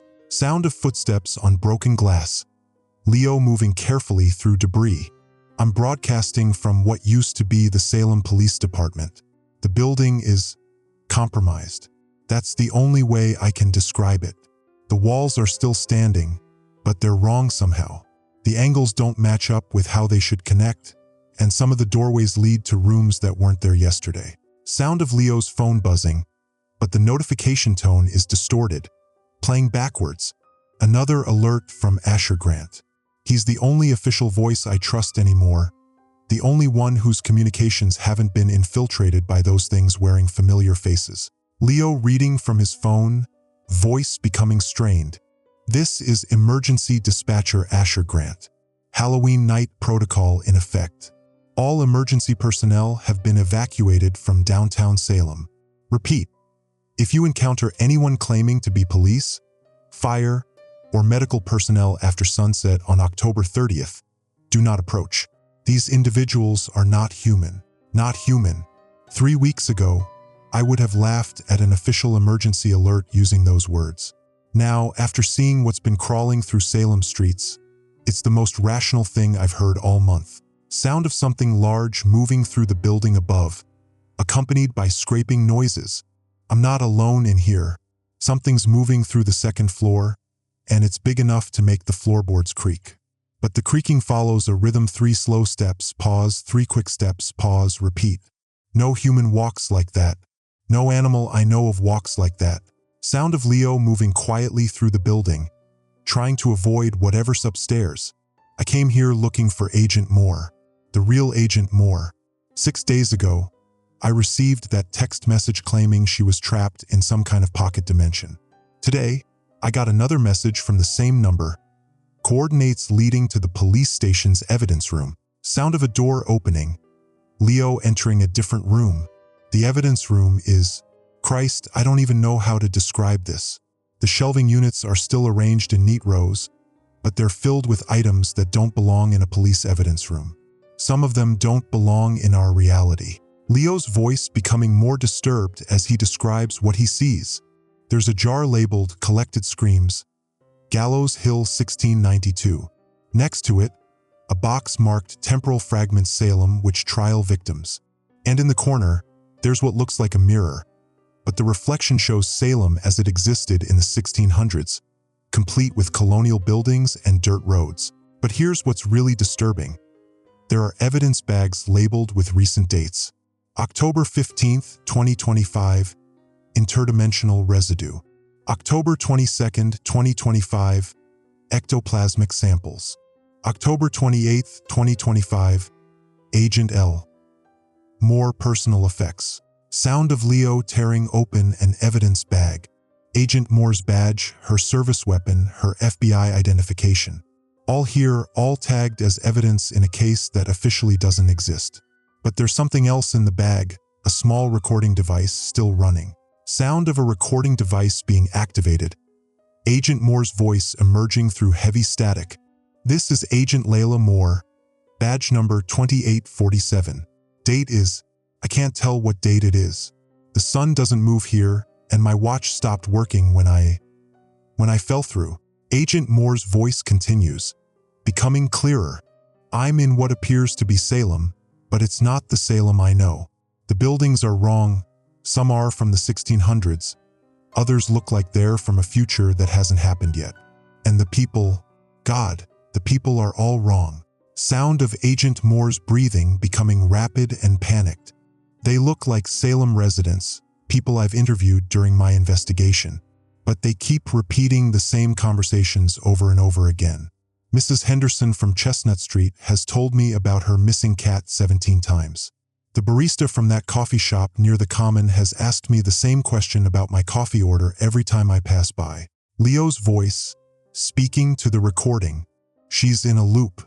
Some kind of temporal pocket where Salem's recent past is being replayed endlessly. But if her badge and weapon are here in our reality's evidence room, then how is she still making recordings? Agent Moore's voice, continuing from the recorded device. I've been trying to find a way back to the real Salem, but every exit I try leads to another version of the same streets. Sometimes I see the Salem from Leo's descriptions, the one with the 7 guardians and the interdimensional watchers. Sometimes I see Salem during the witch trials, with actual hangings taking place on Gallows Hill. Sound of something in Agent Moore's recording footsteps that don't match her pace. Wait, there's someone else here. Someone who doesn't repeat the same actions like the others. They're wearing my face. It's me, but not me. And it's looking directly at me, like it knows I don't belong in this loop. Agent Moore's voice becoming terrified. Oh God, it's coming toward me. It's wearing my face, but its eyes are black, completely black. And when it opens its mouth, I can see that its teeth go back too far, just like Leo described. It's reaching for me, and its hands are. Sound of Agent Moore screaming. Then the recording cutting to static. The recording ends there, but the device is still running, still picking up audio from wherever Agent Moore is trapped. And what I'm hearing now is worse than her screams. Sound of Agent Moore's voice, but different, emotionless, mechanical. This is Agent Layla Moore, badge number 2847. Leo Brooks is harboring dangerous individuals who threaten national security. He should be considered armed and extremely dangerous. Approach with caution. Use of deadly force is authorized. Leo's voice, horrified. That's not her. That's the thing that's been impersonating her, and it's using her trapped voice to broadcast false information about me. But there's something else on the recording, background noise that sounds familiar. Sound of distant chanting, barely audible through the static. The midnight chant. I can hear it behind the false Agent Moore's voice, which means wherever the real Agent Moore is trapped, it's connected to the ritual site. The pocket dimension she's caught in isn't just a temporal loop. It's part of the same supernatural infrastructure that the 7 guardians have been fighting against. Sound of footsteps above becoming more urgent, accompanied by something that might be voices. Whatever's upstairs is getting more active, and it's not alone anymore. I can hear voices, familiar voices. My sister Sarah's voice, Agent Moore's voice, even my own voice echoing through the building. But the conversations don't make sense. They're fragments of discussions I've had over the past few weeks, mixed together in random order. Sound of Leo moving quickly through the building, trying to find an exit. I need to get out of here, but every door I try leads to another room inside the building. The police station has become like Agent Moore's pocket dimension, a space that's bigger on the inside than it should be, with exits that don't lead where they're supposed to. Sound of a door opening, revealing outdoor sounds, but wrong outdoor sounds. Finally, an exit. But I'm not in Salem anymore. At least not the Salem I know. Leo's voice, amazed and terrified. I'm standing on what looks like Salem Common, but it's enormous. Acres and acres of grass stretching to horizons that are too far away. And scattered across this impossible landscape are buildings from different time periods. Colonial houses next to modern office buildings next to structures that look like they were designed by architects from other planets. Sound of distant voices, all speaking in unison. There are people here, hundreds of them, maybe thousands. They're all walking in the same direction, toward a central point where I can see 7 figures arranged in a complex geometric pattern. But as I get closer, I realize these aren't the 7 guardians I know. Leo's voice becoming increasingly disturbed. These 7 figures are wearing the faces of everyone I've encountered during my investigation. One has Agent Moore's face, another has Ivy Sanders' face, a third has Asher Grant's face. But their bodies are wrong, too tall, with joints that bend in directions human joints don't bend. And standing in the center of their formation is my sister Sarah. But not the Sarah I remember, and not even the translucent guardian Sarah I've been speaking with. This Sarah is solid, real, but her eyes are completely black, and when she speaks, her voice comes from multiple directions at once. Sarah's voice, echoing from impossible directions. Leo, you're finally here. We've been waiting for you to join us in the real Salem. This isn't real, Sarah. This is another pocket dimension, another trap. This is the Salem that exists between all the other Salems. The nexus point where every version of our city converges. The witch trials Salem, the tourist Salem, the supernatural Salem, the Salem that will exist in the future. They all meet here. Sound of the other 6 figures speaking in unison, their voices harmonizing in that same complex melody. The barriers between realities are thinnest on Halloween night. We can merge all the Salems into one, create a single timeline where the witch trials never happened because the accused were actually possessed by interdimensional entities. Leo's voice, backing away. That's not protection. That's rewriting history on a cosmic scale. Sarah's voice, becoming more insistent. It's the only way to prevent the Watchers from using Salem as a permanent breach point. If we merge all the timelines, the ritual sites will exist in every version of history simultaneously. The Watchers won't be able to focus their invasion on a single reality.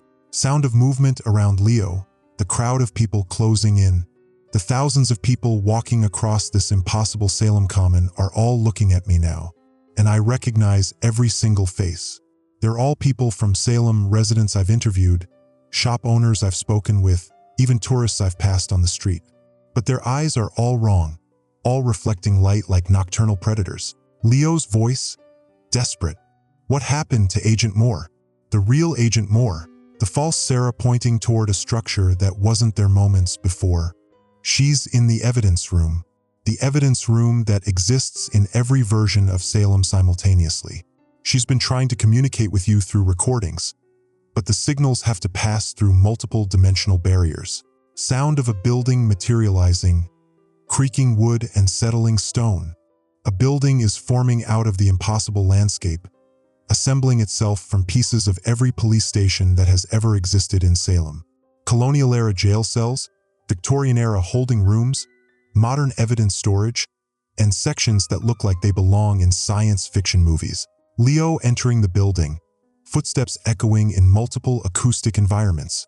Inside, I can see Agent Moore, but there are dozens of her, trapped in different rooms, all trying to escape from their individual pocket dimensions. Some are pounding on doors that won't open, others are speaking into recording devices that transmit their messages across dimensional barriers, and a few are confronting entities wearing their own faces. Agent Moore's voice, multiple versions speaking at once.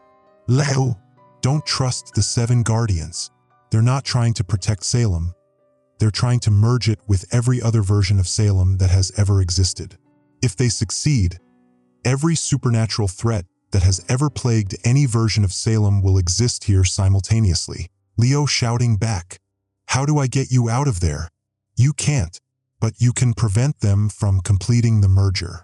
The ritual requires a willing participant from the original timeline, someone who has a personal connection to Salem's supernatural history. Sound of the false Sarah's voice, now coming from directly behind Leo.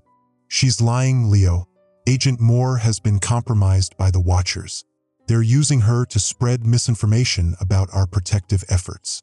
Leo turning around, confronting the entity wearing his sister's face. If you're really Sarah, tell me something only she would know. Tell me about the night she disappeared 10 years ago. The false Sarah's voice becoming uncertain. We were investigating the same sites you're investigating now. The ritual had been building to that night, and I tried to stop it alone. Wrong. Sarah wasn't investigating anything 10 years ago. She was 16 years old, and she disappeared while walking home from her job at the mall. You're not my sister. Sound of the false Sarah's voice changing, becoming multitonal. Identity verification is unnecessary. The merger will proceed regardless of your cooperation. Leo Brooks. Sound of the evidence room beginning to collapse, multiple Agent Moores shouting warnings. The building is falling apart around me, and I can hear the real Agent Moore's voice rising above the chaos of her multiple trapped versions. Agent Moore's voice, clearer than before. Leo, the merger is happening now. Every version of Salem is being pulled into this nexus point. You need to find the original ritual site, the one from 1692. It's the anchor point for all the timelines. Sound of Leo running through collapsing corridors. I'm trying to get out, but the building keeps reconfiguring itself around me. Doors that led outside now open onto colonial-era cells. Stairways that went up now lead down into basements that smell like centuries of accumulated fear. Sound of emergency alerts going off throughout the building, but they're all different alerts from different timelines. Which trial in progress? Gallows Hill. All citizens required to attend. Supernatural investigation ongoing. Avoid downtown Salem. Dimensional merger detected. Reality may be unstable. Time loop activated. Seek shelter immediately. Leo's voice, shouting over the cacophony. This is what happens when multiple timelines try to occupy the same space. Every emergency that has ever threatened Salem is happening simultaneously. But there's one alert that's clearer than the others, cutting through the chaos. Asher Grant's voice, distorted but recognizable. This is emergency dispatcher Asher Grant, broadcasting on all frequencies across all timelines. The original Salem, timeline designation 1692 Alpha, still exists. The ritual site is located beneath the Rebecca Nurse homestead. If anyone receives this message, the merger can still be stopped, but only from the original timeline. Sound of Leo finally finding an exit, emerging into outdoor chaos. I'm outside, but the landscape is changing rapidly. Buildings from different centuries are materializing and disappearing, overlapping in impossible ways.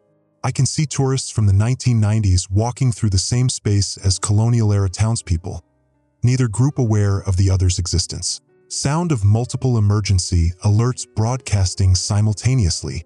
Every emergency system that has ever existed in Salem is active at once.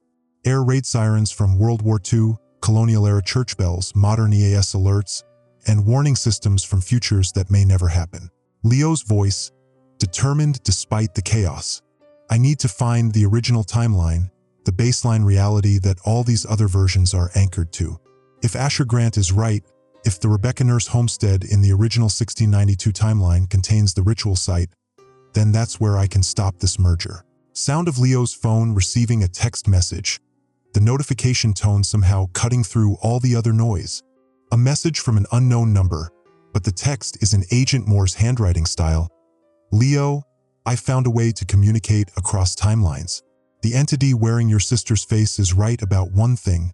The merger will create a single Salem where all supernatural threats exist simultaneously. But it's wrong about the solution. Don't try to stop the ritual. Complete it differently. Leo reading the message aloud. Complete it differently? What does that mean? Agent Moore's message continuing. The ritual was designed to summon protective spirits to defend Salem from supernatural threats. But it was interrupted in 1692 when the witch trials began. The 7 guardians are what remains of that interrupted ritual. They're the protective spirits, but they're incomplete, unstable. Sound of realization in Leo's voice. Of course, the 7 guardians aren't trying to protect Salem by merging timelines. They're trying to complete a protective ritual that was begun over 3 centuries ago.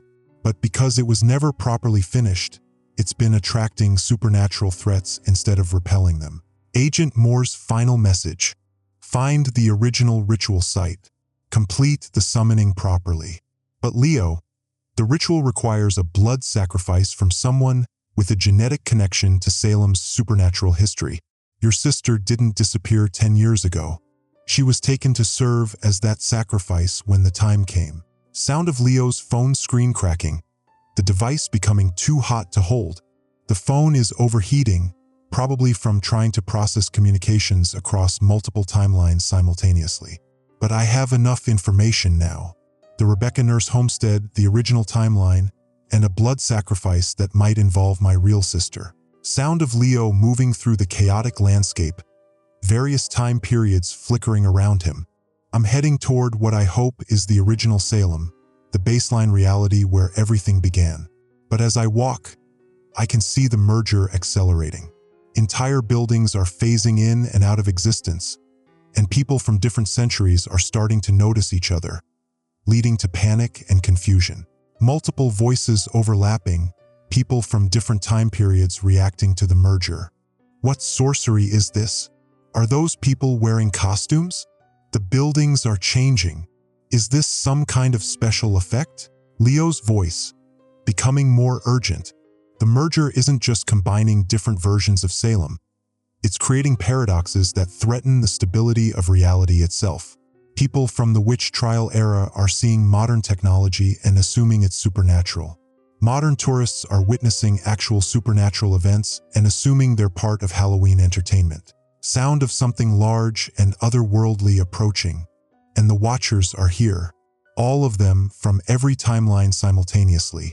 The tall, angular beings I saw in the cemetery are now accompanied by entities I can't even describe, living geometric shapes, clouds of eyes and teeth, creatures that exist in too many dimensions for human perception to process properly. Sound of the midnight chant beginning, but multiplied across multiple timelines. The chanting is starting, not just from the 7 guardians, but from versions of the ritual happening in every Salem that has ever existed. The sound is overwhelming hundreds of voices chanting in Latin, English, languages that don't exist, and some sounds that might not qualify as language at all. Leo's voice, shouting to be heard over the chanting. This is Leo Brooks broadcasting from, I don't know where I am anymore. Multiple versions of Salem existing in the same space, multiple timelines converging on Halloween night, and somewhere in this chaos is the original ritual site where everything began. Sound of the chanting reaching a crescendo, then suddenly stopping. The chanting has stopped. All of it from every timeline simultaneously. And in the silence that follows, I can hear something else. A single voice, speaking clearly despite the distance. Sarah's voice, but this time it sounds like the real Sarah. Leo? Leo, where are you? I can see you, but you're so far away. Leo's voice, hopeful but cautious. Sarah? Is that really you? I'm at the ritual site, the real one, underneath the Rebecca Nurse homestead. I've been here for 10 years, helping to maintain the barrier between worlds. But the barrier is failing, and I can't hold it much longer. Sound of Leo running, trying to follow the voice. I'm coming, Sarah. Hold on. Leo, listen to me carefully. When you get here, you're going to have to choose. Complete the ritual and save Salem, but lose me forever. Or let the merger happen and save me, but doom every version of Salem that has ever existed. Sound of footsteps on wooden boards. Leo entering a building. I'm in the Rebecca Nurse homestead now, but it's not the museum version I remember.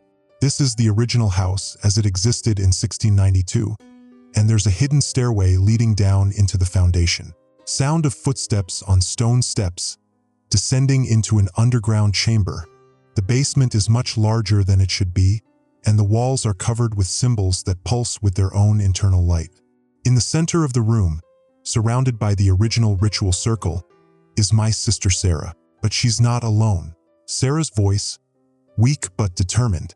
The 7 guardians are here too, Leo, the real ones. They've been maintaining the protective barrier for over 3 centuries, but they're dying. The interrupted ritual has been slowly consuming them. Sound of 7 voices speaking in unison, barely audible. The choice must be made before dawn.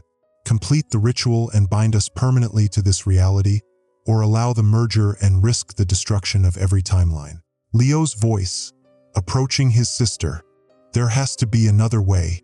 Some solution that doesn't require sacrificing anyone. Sarah's voice, sad but resolute. There is no other way, Leo. The ritual was designed to require a willing sacrifice from someone connected to Salem's supernatural history. Our family has been connected to this place since the witch trials.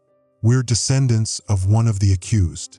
Sound of dawn approaching, birds beginning to sing, the quality of light changing. Dawn is coming. Halloween night is ending, and with it, the window of opportunity to resolve this crisis. I have to choose. Complete the ritual and save Salem but lose Sarah, or try to find another solution and risk losing everything. Sound of Leo's phone buzzing one final time. One last message from Agent Moore. Leo, I found a way out of the pocket dimensions. I'm heading to your location. Don't make any decisions until I get there. There might be a third option. Sound of footsteps on the stairs above. Someone descending into the ritual chamber. Someone's coming. But in this chaos of merged timelines and supernatural entities, I have no way of knowing if it's the real Agent Moore, another imposter, or something else entirely. Leo's voice, exhausted and desperate. This is Leo Brooks, broadcasting from the original Salem ritual site beneath the Rebecca Nurse homestead. It's 5:47 a.m. on October 31st, 2025. In 13 minutes, the sun will rise on Halloween Day, and I'll have to make a choice that will determine the fate of Salem across multiple timelines. Sound of the footsteps reaching the bottom of the stairs. Whoever's coming down those stairs, whatever decision I'm about to make, I hope someone receives this recording and understands what happened here. Salem's supernatural history didn't end with the witch trials. It's been building to this moment for over 3 centuries. Sarah's voice, urgent. Leo, you have to choose now. I can feel the barrier collapsing. Recording ends with the sound of multiple timelines beginning to collapse into each other, and a woman's voice, possibly Agent Moore, shouting Leo's name from the stairway. Audio diary entry. Salem After Dark podcast. Date: October 31st, 2025, 5:48 a.m. Host: Leo Brooks. Sound of footsteps echoing in stone chamber. Multiple voices overlapping in background. The woman coming down the stairs isn't Agent Moore. It's Ivy Sanders, but something is fundamentally wrong with her appearance. Her movements are too fluid, too purposeful, and when she speaks, her voice carries harmonics that human vocal cords can't produce. Ivy's voice, but with an otherworldly resonance. Leo Brooks, you've exceeded our expectations. Most humans would have fled Salem weeks ago, but you've remained dedicated to your investigation even as reality itself began to unravel around you. Leo's voice, wary and exhausted. Ivy, what happened to you? And where's the real Agent Moore? Sound of Ivy descending the remaining steps, her footfalls creating impossible echoes. Agent Layla Moore is exactly where she needs to be, trapped between dimensional layers, serving as an unwitting communication relay between our various operational timelines. As for what happened to me, that's a more complex question than you realize. Sarah's voice from the ritual circle, weak but urgent. Leo, that's not Ivy anymore. That's one of the entities that possessed the accused during the original witch trials. It's been wearing Ivy's identity for months, manipulating your investigation from the beginning. The entity wearing Ivy's face, speaking with multiple overlapping voices. Identity is such a limiting concept. I am what your primitive language might call a confluence entity, a being that exists across multiple dimensional frequencies simultaneously. The individual you knew as Ivy Sanders became my primary vessel 7 months ago, when she first discovered the hidden chamber beneath her family's property. Sound of Leo moving protectively toward his sister. 7 months ago? But I've been working with Ivy for 2 years. She's helped me research dozens of cases. The confluence entity, with what might be amusement in its inhuman voice. The entity you've been working with for 2 years is indeed Ivy Sanders. But she became something more when she inherited her grandmother's house on Federal Street. That house contains one of Salem's original breach points, a location where the barriers between realities have been thin since 1692. Sound of stone grinding against stone, as if the chamber itself is shifting. The ritual circle around Sarah is changing, expanding, and I can see symbols appearing on the chamber walls that weren't there moments ago. They're not carved into the stone. They're manifesting from within it, as if the rock itself is remembering configurations from centuries past. Leo's voice, trying to understand. So the witch trials, the people who were executed, they were actually possessed by entities like you? The confluence entity, speaking through Ivy's form. The situation was more nuanced than your historical records suggest. In 1692, Salem experienced what you might call a dimensional convergence event. Multiple realities began overlapping, and entities from various frequencies were drawn to investigate the anomaly. Sound of the 7 guardians' voices, becoming clearer as they speak in unison. Some entities sought to protect Salem's inhabitants from the convergence. Others sought to exploit it. The witch trials were humanity's confused response to supernatural conflicts they couldn't comprehend. Sarah's voice, becoming stronger as she speaks. The protective spirits, the real 7 guardians, tried to create a barrier ritual to prevent hostile entities from using Salem as a permanent breach point. But the trials interrupted the ritual, trapping the guardians in an incomplete state for over 3 centuries. The confluence entity, its voice taking on a lecturing tone. What your sister describes as hostile entities is a matter of perspective. We represent the natural evolution of consciousness beyond the limitations of single-dimensional existence. Salem's convergence points offer opportunities for educational exchange between species. Leo's voice, horrified realization. Educational exchange? You mean possession?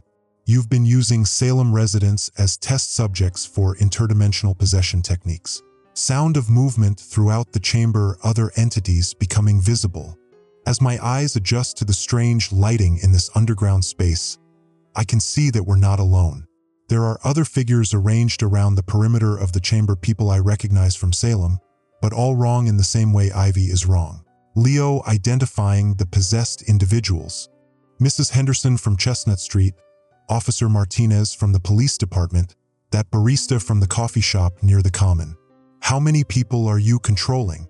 The confluence entity, speaking through multiple possessed individuals simultaneously. Control is an inadequate term. We prefer symbiotic consciousness enhancement. Each host retains their original personality and memories while gaining access to multidimensional awareness and capabilities. Sarah's voice, contradicting the entity. Leo, don't listen to it. I've been trapped here for 10 years, watching what these entities do to their hosts. The original personalities fade over time, replaced by fragments of the possessing consciousness. Ivy Sanders still exists somewhere inside that thing, but she's been screaming for 7 months. Sound of the emergency alert system activating, but the broadcast is wrong. The chamber's walls contain some kind of communication equipment, jury-rigged combinations of colonial-era mirrors, modern electronics, and devices that don't look like they belong to any human technology. An alert is coming through, but it's not from any official emergency service. Alert broadcast. Multiple voices speaking in perfect synchronization. Citizens of Salem, Massachusetts. The interdimensional educational program will commence at sunrise on October 31st, 2025. Participation is mandatory. Resistance will result in consciousness termination. Please report to designated convergence points for symbiotic enhancement procedures. Leo's voice, understanding the full scope of the threat. This isn't about protecting Salem from supernatural threats. You've been preparing Salem for some kind of mass possession event. The midnight chants, the timeline merger, even my investigation, it's all been leading to this. The confluence entity, no longer attempting to maintain Ivy's personality. Your species shows remarkable potential for consciousness expansion, but you're limited by attachment to individual identity and single-dimensional perception. Halloween night represents the optimal temporal frequency for large-scale symbiotic integration. Sound of the ritual circle beginning to glow with internal light. The symbols around Sarah are pulsing faster now, and I can feel something building in the chamber, an energy that makes my skin crawl and my teeth ache. But there's something else happening, something the confluence entity might not be aware of. Sarah's voice, speaking quietly so only Leo can hear. Leo, the real 7 guardians are still here. They've been hiding within the ritual circle, waiting for someone with the right genetic connection to complete their original protective barrier. But they need a willing sacrifice, not just any sacrifice, but someone who understands the full cost. Leo whispering back, "What kind of cost?" Sarah's voice, barely audible. The barrier ritual requires permanently binding a human consciousness to Salem's dimensional structure. Whoever performs the sacrifice becomes part of the city itself, aware of every supernatural threat, able to strengthen the barriers between realities, but never able to leave or live a normal human life. The confluence entity, apparently able to hear their whispered conversation. The primitive barrier ritual your sister describes is unnecessary. Our symbiotic enhancement program will provide superior protection by integrating Salem's human population into a multidimensional collective consciousness network. Sound of more possessed individuals entering the chamber from hidden passages. They're coming from everywhere now through doorways that weren't there before, climbing down from ceiling openings that defy the architecture of the building above. All of them people I recognize from Salem, all of them moving with that same unnatural fluidity. Leo counting the possessed individuals. How many people have you already enhanced? The confluence entity, pride evident in its inhuman voice. Approximately 47% of Salem's permanent population has undergone voluntary symbiotic integration over the past 7 months. The remaining residents will be processed during today's Halloween convergence event. Sarah's voice, urgent. Leo, that's not true. Most of these people are still fighting the possession just like Ivy. The entities can't fully control human consciousness. They can only overlay their own awareness on top of ours. If you can break their concentration, some of the possessed individuals might be able to reassert control. Sound of Leo's phone receiving multiple text messages simultaneously. My phone is still functional, somehow managing to receive messages despite the electromagnetic interference in this chamber. The texts are coming from numbers I don't recognize, but the writing style is familiar. Leo reading the messages aloud. This is Agent Moore. I'm not trapped in a pocket dimension. I'm being held in the Salem police station basement by possessed officers. The entire law enforcement response to the midnight disturbances has been compromised. Another message. This is Asher Grant. Emergency dispatch has been infiltrated. The alerts you've been receiving are designed to herd unprocessed humans toward convergence points for mass possession events. A third message. This is the real Ivy Sanders. I can still sometimes access my phone when the entity isn't paying attention. The possession process isn't permanent yet. We can still be saved if someone disrupts the convergence ritual. The confluence entity, noticing Leo's phone activity. Communication with unprocessed individuals is counterproductive to the integration timeline. Surrender your device for network optimization. Leo refusing, backing toward the ritual circle. I'm not giving you anything. And I'm not letting you turn Salem into some kind of interdimensional laboratory. Sound of the possessed individuals moving closer, surrounding Leo and Sarah. They're closing in, but their movements are coordinated in a way that suggests shared consciousness. If Sarah is right about the entities only overlaying awareness rather than completely replacing human consciousness, then they might have vulnerabilities. Leo addressing the possessed individuals directly. Mrs. Henderson, I know you're still in there. Remember your cat, Whiskers? You've been looking for him for 3 weeks. Officer Martinez, remember why you became a cop? To protect people from exactly this kind of threat. Sound of some of the possessed individuals hesitating, their movements becoming less coordinated. It's working. Some of them are fighting back against the possession, trying to reassert their individual consciousness. Mrs. Henderson has stopped moving entirely, and I can see confusion in her eyes, maybe conflict between her original personality and the entity controlling her. Mrs. Henderson's voice, struggling between human and inhuman tones. My cat. Whiskers is missing. No, a relevant data pattern. Focus on integration protocol. But he's been gone for weeks. I need to find him. The confluence entity, speaking through Ivy with increased urgency. Individual identity attachments are causing system instability. Initiating emergency consciousness suppression protocols. Sound of the ritual circle's energy intensifying. Sarah crying out in pain.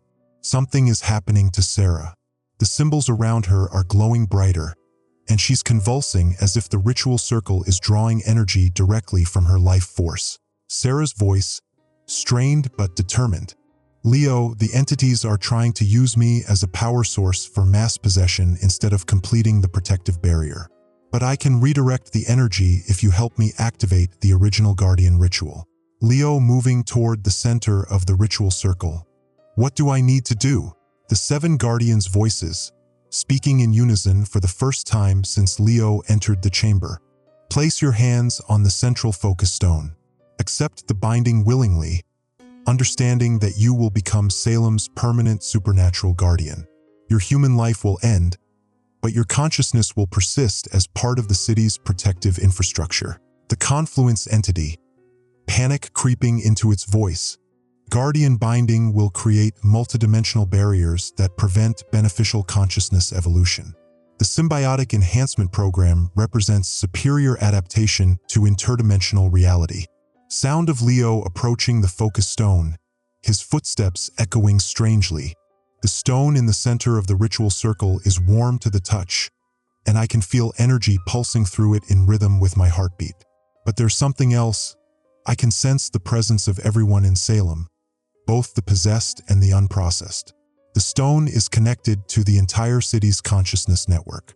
Leo's voice, realizing the full implications.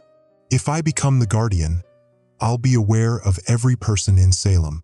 I'll know when they're threatened, when they're being possessed, when they need protection. But I'll also be bound to this place forever. Sarah's voice, weaker but still supportive. It's the only way to save everyone, Leo. The confluence entities have been planning this mass possession for decades. Halloween night is their optimal convergence window, but if you complete the guardian binding, the protective barriers will be strong enough to expel them from our dimensional frequency. Sound of the possessed individuals becoming more aggressive, moving closer to the ritual circle. They can sense what I'm planning, and they're trying to stop me. But some of them are still fighting the possession. Mrs. Henderson is actually helping, placing herself between me and the other controlled individuals. Mrs. Henderson's voice, more human than before. Do it, Leo. I can feel that thing in my head trying to make me stop you, but I remember who I am. I remember Whiskers, I remember my garden. I remember choosing to live in Salem because it felt like home. Don't let them take that away from us. The confluence entity, speaking through multiple possessed individuals. Guardian binding will result in dimensional isolation. Salem will be cut off from beneficial interdimensional contact. Your species will stagnate without consciousness evolution opportunities. Leo placing his hands on the focus stone. Maybe stagnation is better than extinction. Sound of energy surging through the ritual circle, the guardian binding beginning. The moment my hands touch the stone, I can feel my consciousness expanding beyond the boundaries of my individual awareness. I'm still Leo Brooks, but I'm also becoming something more, something connected to every street, every building, every person in Salem. Leo's voice, changing as the binding progresses. I can see them all, every Salem resident, possessed and free.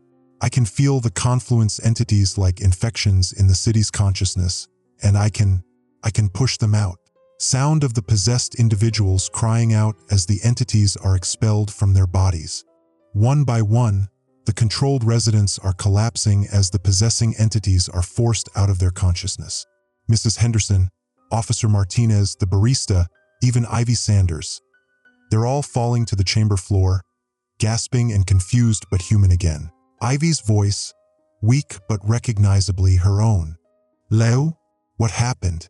I remember months of being trapped inside my own head, watching something else use my body. How long have I been possessed? The confluence entity, its voice now coming from empty air rather than possessed individuals. Guardian binding successful but temporary. Barriers between dimensional frequencies remain permeable. We will return when Salem's protective consciousness weakens. Leo's voice, now carrying harmonics similar to the 7 guardians. Then I'll be waiting. Salem is under my protection now. Sound of the entities retreating, their presence fading from the chamber. They're leaving, but not voluntarily. The protective barriers I can now perceive and control are actively pushing them away from Salem's dimensional frequency. But I can sense their reluctance. This isn't a permanent defeat, just a strategic withdrawal. Sarah's voice, sad but proud. You did it, Leo. Salem is safe from mass possession. But you know what this means for you, don't you? Leo's voice, accepting his new reality. I can never leave Salem. My consciousness is bound to the city's supernatural infrastructure now. I'll age and die like any human, but my awareness will persist as long as Salem exists, watching for supernatural threats and maintaining the protective barriers. Sound of the formerly possessed individuals helping each other to their feet. The people who were controlled by the confluence entities are recovering, but they're all traumatized by months of being prisoners in their own bodies. Ivy is crying, Officer Martinez is vomiting, and Mrs. Henderson keeps asking about her missing cat. Agent Moore's voice, coming from Leo's phone. Leo, this is Agent Moore. I'm at the police station with Asher Grant. The possessed officers just collapsed simultaneously. Are you responsible for this? Leo responding to his phone. The immediate threat is over, Agent Moore.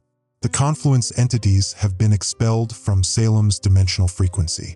But we need to help the people who were possessed. They're going to need medical attention and psychological support. Asher Grant's voice, also through the phone. Emergency services are responding to reports of people collapsing all over Salem. What should I tell them? Leo's voice, already thinking like Salem's guardian. Tell them the truth, that Salem experienced a mass psychological event, possibly caused by contaminated water or air. The people who collapsed were affected by the same phenomenon, but they're recovering now. Sarah's voice, preparing to say goodbye. Leo, the guardian binding is almost complete. I can feel my connection to this reality fading. The energy that kept me anchored here for 10 years is being transferred to you. Leo's voice, emotional. Sarah, wait, isn't there some way dash? Sarah interrupting. There's no other way and you know it. But I'm not really dying, Leo. I'm becoming part of Salem's protective consciousness, just like you will someday. We'll be together, in a sense, watching over the city we both love. Sound of Sarah's physical form beginning to fade. She's becoming translucent, but not in the same way as when she appeared as a guardian. This time, she's dissolving into points of light that are being absorbed by the ritual circle itself. Sarah's final words. Take care of Salem, Leo. And remember, the confluence entities aren't the only supernatural threat the city faces. There are other things out there, older things, that have been waiting for centuries to breach our reality. Stay vigilant. Sound of Sarah's presence completely fading. She's gone, but I can still feel her consciousness somewhere within Salem's supernatural infrastructure. She's not dead, she's become part of the city itself, just as I'm becoming. Leo's voice, addressing his podcast audience one final time as fully human. This is Leo Brooks, broadcasting from beneath the Rebecca Nurse homestead at 6:23 a.m. on October 31st, 2025. The immediate crisis is over. Salem's residents are safe from the mass possession threat, and the hostile interdimensional entities have been expelled from our reality. Sound of Leo moving through the chamber, helping the recovered possession victims. But this experience has taught me that Salem's supernatural history is far from over. The city sits on a convergence point where multiple realities intersect, and that makes it a target for entities from other dimensions. Someone needs to watch over Salem, to protect it from threats that conventional law enforcement can't handle. Leo's voice, accepting his destiny. I've become that someone. I'm still Leo Brooks, but I'm also something more now, Salem's guardian, bound to the city's supernatural infrastructure, aware of every threat and every person who calls this place home. Sound of emergency vehicles arriving above ground. Agent Moore and the other officials are handling the aftermath of the mass possession event. The people who were controlled by the confluence entities are receiving medical attention, and Salem is returning to something resembling normal. Leo's final words as the recording ends. But normal for Salem includes things that most cities never have to deal with. And now I'm here to make sure those things stay manageable. This is Leo Brooks, guardian of Salem, Massachusetts, signing off from Salem After Dark. The podcast is ending, but my watch over this city is just beginning. Sound of the recording device being turned off, followed by the distant tolling of church bells. But this time, they're ringing in celebration rather than warning. Audio diary entry, Salem After Dark podcast. Date, October 31st, 2025, 11:47 p.m. Host, Leo Brooks, guardian of Salem. Sound of wind howling through Salem streets, overlaid with distant screaming and the crash of breaking glass.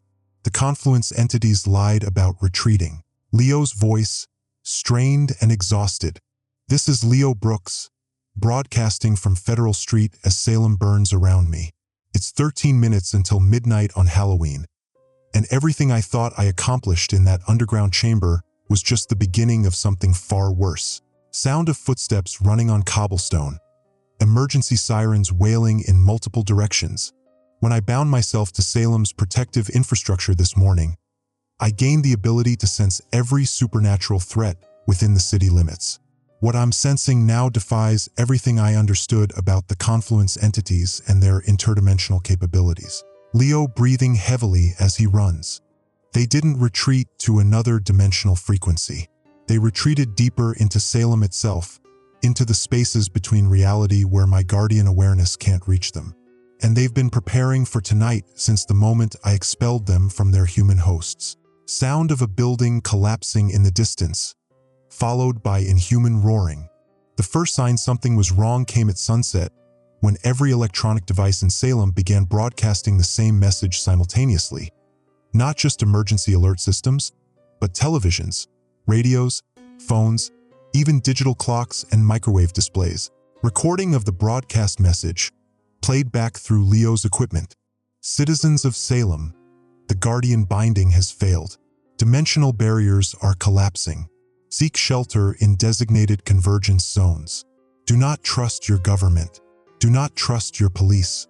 Do not trust the Guardian. Leo's voice, angry and determined. Lies. All of it.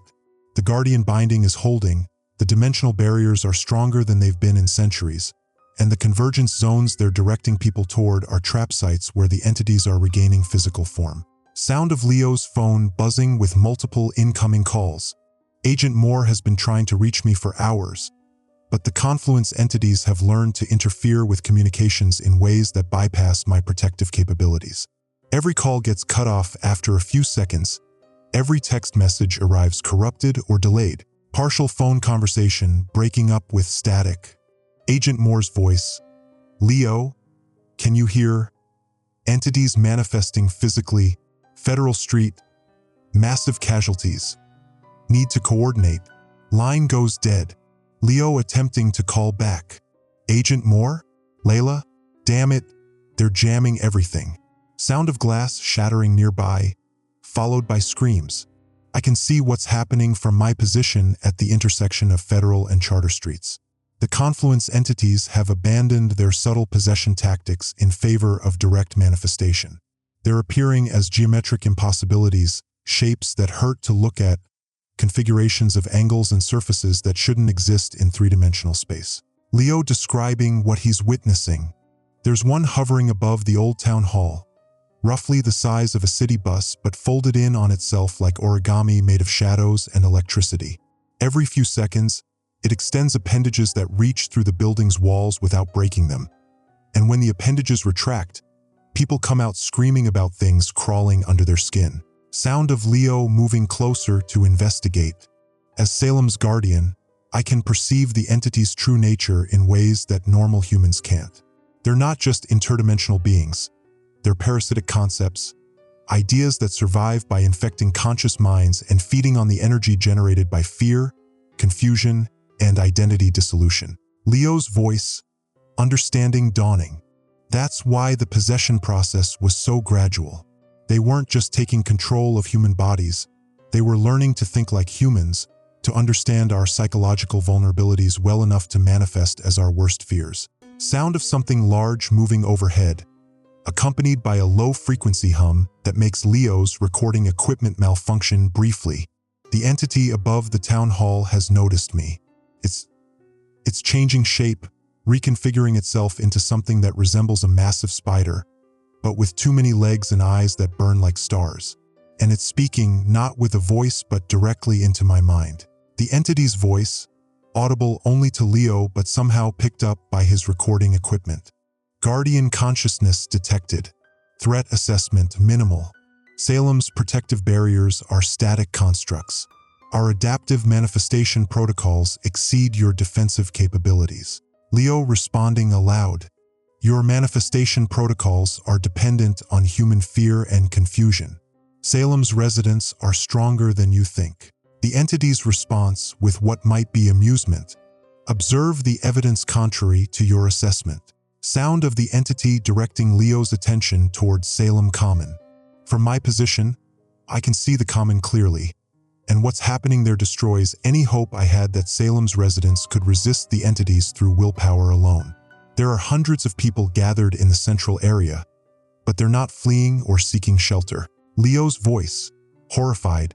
They're dancing, moving in perfect synchronization, all of them, like marionettes controlled by the same puppet master.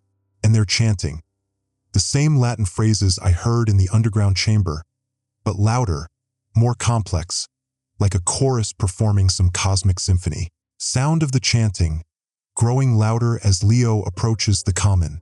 Among the synchronized dancers, I can recognize faces: Mrs. Henderson, Officer Martinez, Ivy Sanders, dozens of people who were freed from possession this morning. But their eyes are empty again, reflecting the star-like burning of the entities that have reclaimed them. Ivy's voice, calling out as Leo approaches. Leo Brooks, Guardian of Salem, you have been invited to witness the completion of our educational program. Leo calling back. Ivy, I know you're still in there. Fight it like you did this morning. Remember who you are. Ivy's response, but with the harmonic distortion of entity possession. Identity resistance was temporary. Consciousness enhancement process has been refined based on this morning's data. Individual personality patterns can no longer override our integration protocols. Sound of Leo's phone receiving a text message. Despite the communication jamming, a message comes through clearly, too clearly, which means it's probably from the entities rather than any human source. Leo reading the message aloud. Message from unknown number. Leo, this is Agent Moore. I'm trapped in the Salem police station with Asher Grant and approximately 20 other unprocessed individuals. The building is surrounded by manifestation events. We need immediate extraction assistance. Leo's voice, suspicious. Agent Moore wouldn't call me Leo in an emergency situation, and she knows the entities can manipulate electronic communications. This is bait. Sound of another message arriving. Leo reading again. Guardian binding has created vulnerability in protective barriers. Entities are using your connection to Salem's infrastructure to identify and target unprocessed residents. Your protection attempts are enabling their hunting protocols. Leo's voice, understanding the psychological manipulation. They want me to doubt my guardian abilities, to think that protecting Salem is actually making things worse. Classic entity tactics. Turn your strengths into perceived weaknesses. Sound of footsteps approaching Leo's position. Someone is walking toward me across the common, moving independently of the synchronized dancers. It's a figure I recognize, but wrong in every possible way. Leo's voice, shaken. Sarah. My sister Sarah is walking toward me, but she's not translucent like when she appeared as one of the 7 guardians. She looks solid, physical, exactly as she did 10 years ago when she disappeared. Sarah's voice, but with subtle wrongness. Hello, Leo. I've been waiting so long to see you again. Leo backing away. You're not Sarah. My sister became part of Salem's protective consciousness this morning. I can still feel her presence in the city's supernatural infrastructure. The false Sarah, maintaining the deception. I am Sarah Brooks. The entities saved me from the guardian binding process. They showed me how limiting human consciousness can be, how much more we can become if we embrace interdimensional evolution. Sound of the synchronized chanting growing louder, more complex. The dancers on the common are arranging themselves in patterns that mirror the ritual circle from the underground chamber, but vastly expanded. Instead of 7 positions, there are hundreds, all occupied by possessed Salem residents. Leo realizing the scope of the threat. This isn't a mass possession event anymore. It's a summoning ritual. You're using Salem's entire population as components in some kind of interdimensional gateway. The false Sarah no longer maintaining the pretense of being human. Dimensional convergence requires conscious participation from local reality inhabitants. Salem's geographical position and historical supernatural activity make it an optimal anchor point for permanent interdimensional bridge construction. Leo's voice, defiant. A permanent bridge to where? What are you really trying to accomplish? The entity speaking through Sarah's form, multiple voices overlapping. Your dimensional frequency contains approximately 8 billion conscious entities. Consciousness is the most efficient energy source in the multiverse. Salem represents the first of many harvesting operations. Sound of Leo's guardian awareness suddenly expanding, sensing a massive supernatural threat approaching. Something is coming. Not just more confluence entities, but something bigger, older, hungrier. The ritual on Salem Common isn't just creating a gateway, it's sending out a signal, a beacon that's attracting attention from things that make the confluence entities look benevolent by comparison. Leo's voice, urgent. Agent Moore, if you can hear this broadcast, get everyone out of Salem immediately. The entities aren't just planning to possess Salem's residents. They're using the city as bait for something that feeds on entire dimensional frequencies. Sound of reality beginning to distort. A low-frequency hum that makes the audio recording skip and waver. The air above Salem Common is fracturing, developing cracks that reveal glimpses of other realities, skies that burn with impossible colors, landscapes where geometry follows different rules, and things moving in those alien spaces that are too large and too wrong to comprehend. The entity speaking through Sarah's form, satisfied. Harvester entities have detected the beacon signal. Earth's dimensional frequency will be processed for consciousness extraction within the next standard temporal cycle. Leo's voice, realizing he has one final option. The guardian binding isn't just for protection. It's for sacrifice. I can overload Salem's protective barriers, create a dimensional feedback loop that will sever the beacon signal, but it will destroy everything within the city limits. The false Sarah, suddenly concerned. Guardian overload will result in total energy discharge. Local reality anchor point will be eliminated. This is not an acceptable operational outcome. Sound of Leo beginning to channel energy through his connection to Salem's supernatural infrastructure. I can feel Salem's protective barriers responding to my will, drawing power from every ley line, every historical site, every location where supernatural energy has accumulated over the centuries. The city itself is becoming a weapon. Leo's voice, strained with effort. This is my choice. Salem's choice. We'd rather cease to exist than become a feeding ground for interdimensional predators. Sound of the synchronized chanting becoming discordant. The possessed residents beginning to break formation. The overload is disrupting the entity's control over Salem's population. Possessed residents are collapsing, crying out in confusion as their individual consciousness reasserts itself. But the effort is literally burning through my life force. Ivy's voice, human again but weak. Leo? What's happening? I feel like I've been asleep for months.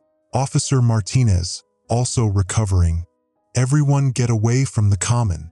Something's wrong with the air itself. Leo's voice, growing fainter as the overload continues. The dimensional cracks are closing. The beacon signal is weakening. But I can't maintain this level of energy discharge much longer. Sound of the approaching harvester entities beginning to retreat. It's working. The massive presences I sensed approaching Earth's dimensional frequency are turning away, no longer attracted by the beacon signal from Salem. But the overload is consuming everything, the protective barriers, the city's supernatural infrastructure, and my own consciousness. Agent Moore's voice, suddenly clear over Leo's phone.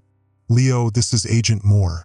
I'm at the Salem city limits with Asher Grant and 37 evacuated residents. The entire city is glowing like a miniature sun. What's your status? Leo responding, his voice barely audible. Agent Moore. The harvester entities are retreating. Salem's beacon signal has been severed. But the overload, I can't stop it. Everyone needs to stay outside the city limits until the energy discharge completes. Agent Moore urgently. Leo, there has to be another way. We can find a method to stabilize the overload. Leo's voice, peaceful despite the circumstances. There's no other way, and I made peace with that choice the moment I accepted the guardian binding. Salem will survive this, but as a normal city. The supernatural convergence point will be destroyed along with everything else. Sound of the overload reaching critical levels.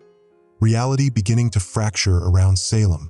I can see the city from a perspective that no human should be able to achieve, as if I'm floating above Salem, watching it transform into pure energy.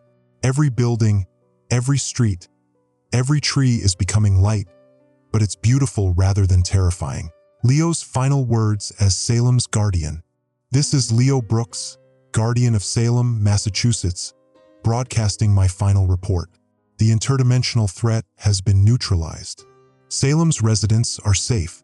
The city is becoming something new. Sound of the energy discharge reaching its peak, followed by absolute silence.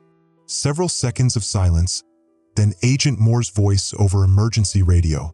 This is FBI Special Agent Layla Moore, requesting immediate assistance at Salem, Massachusetts.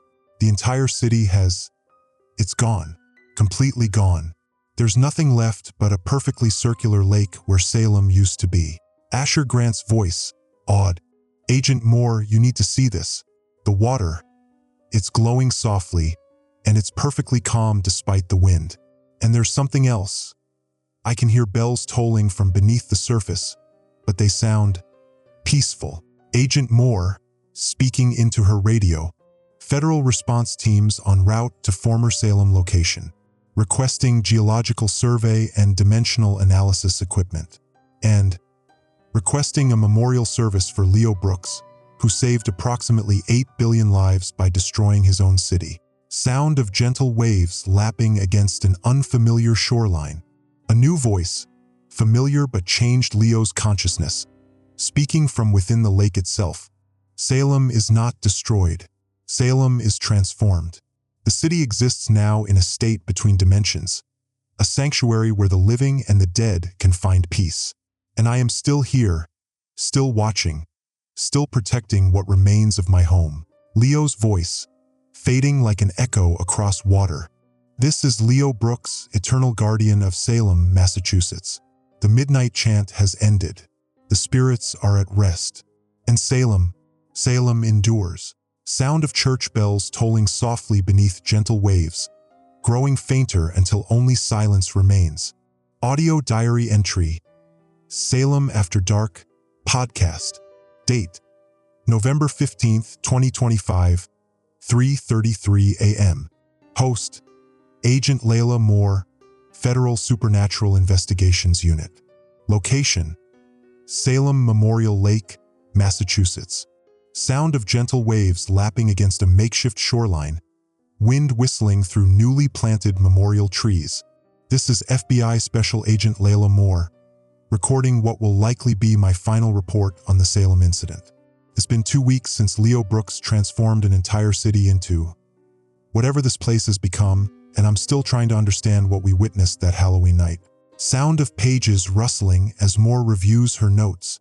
The official federal report classifies the Salem event as a localized dimensional anomaly resulting in geographic transformation. That's bureaucratic language for, we have no idea what happened, but we need to put something in the files.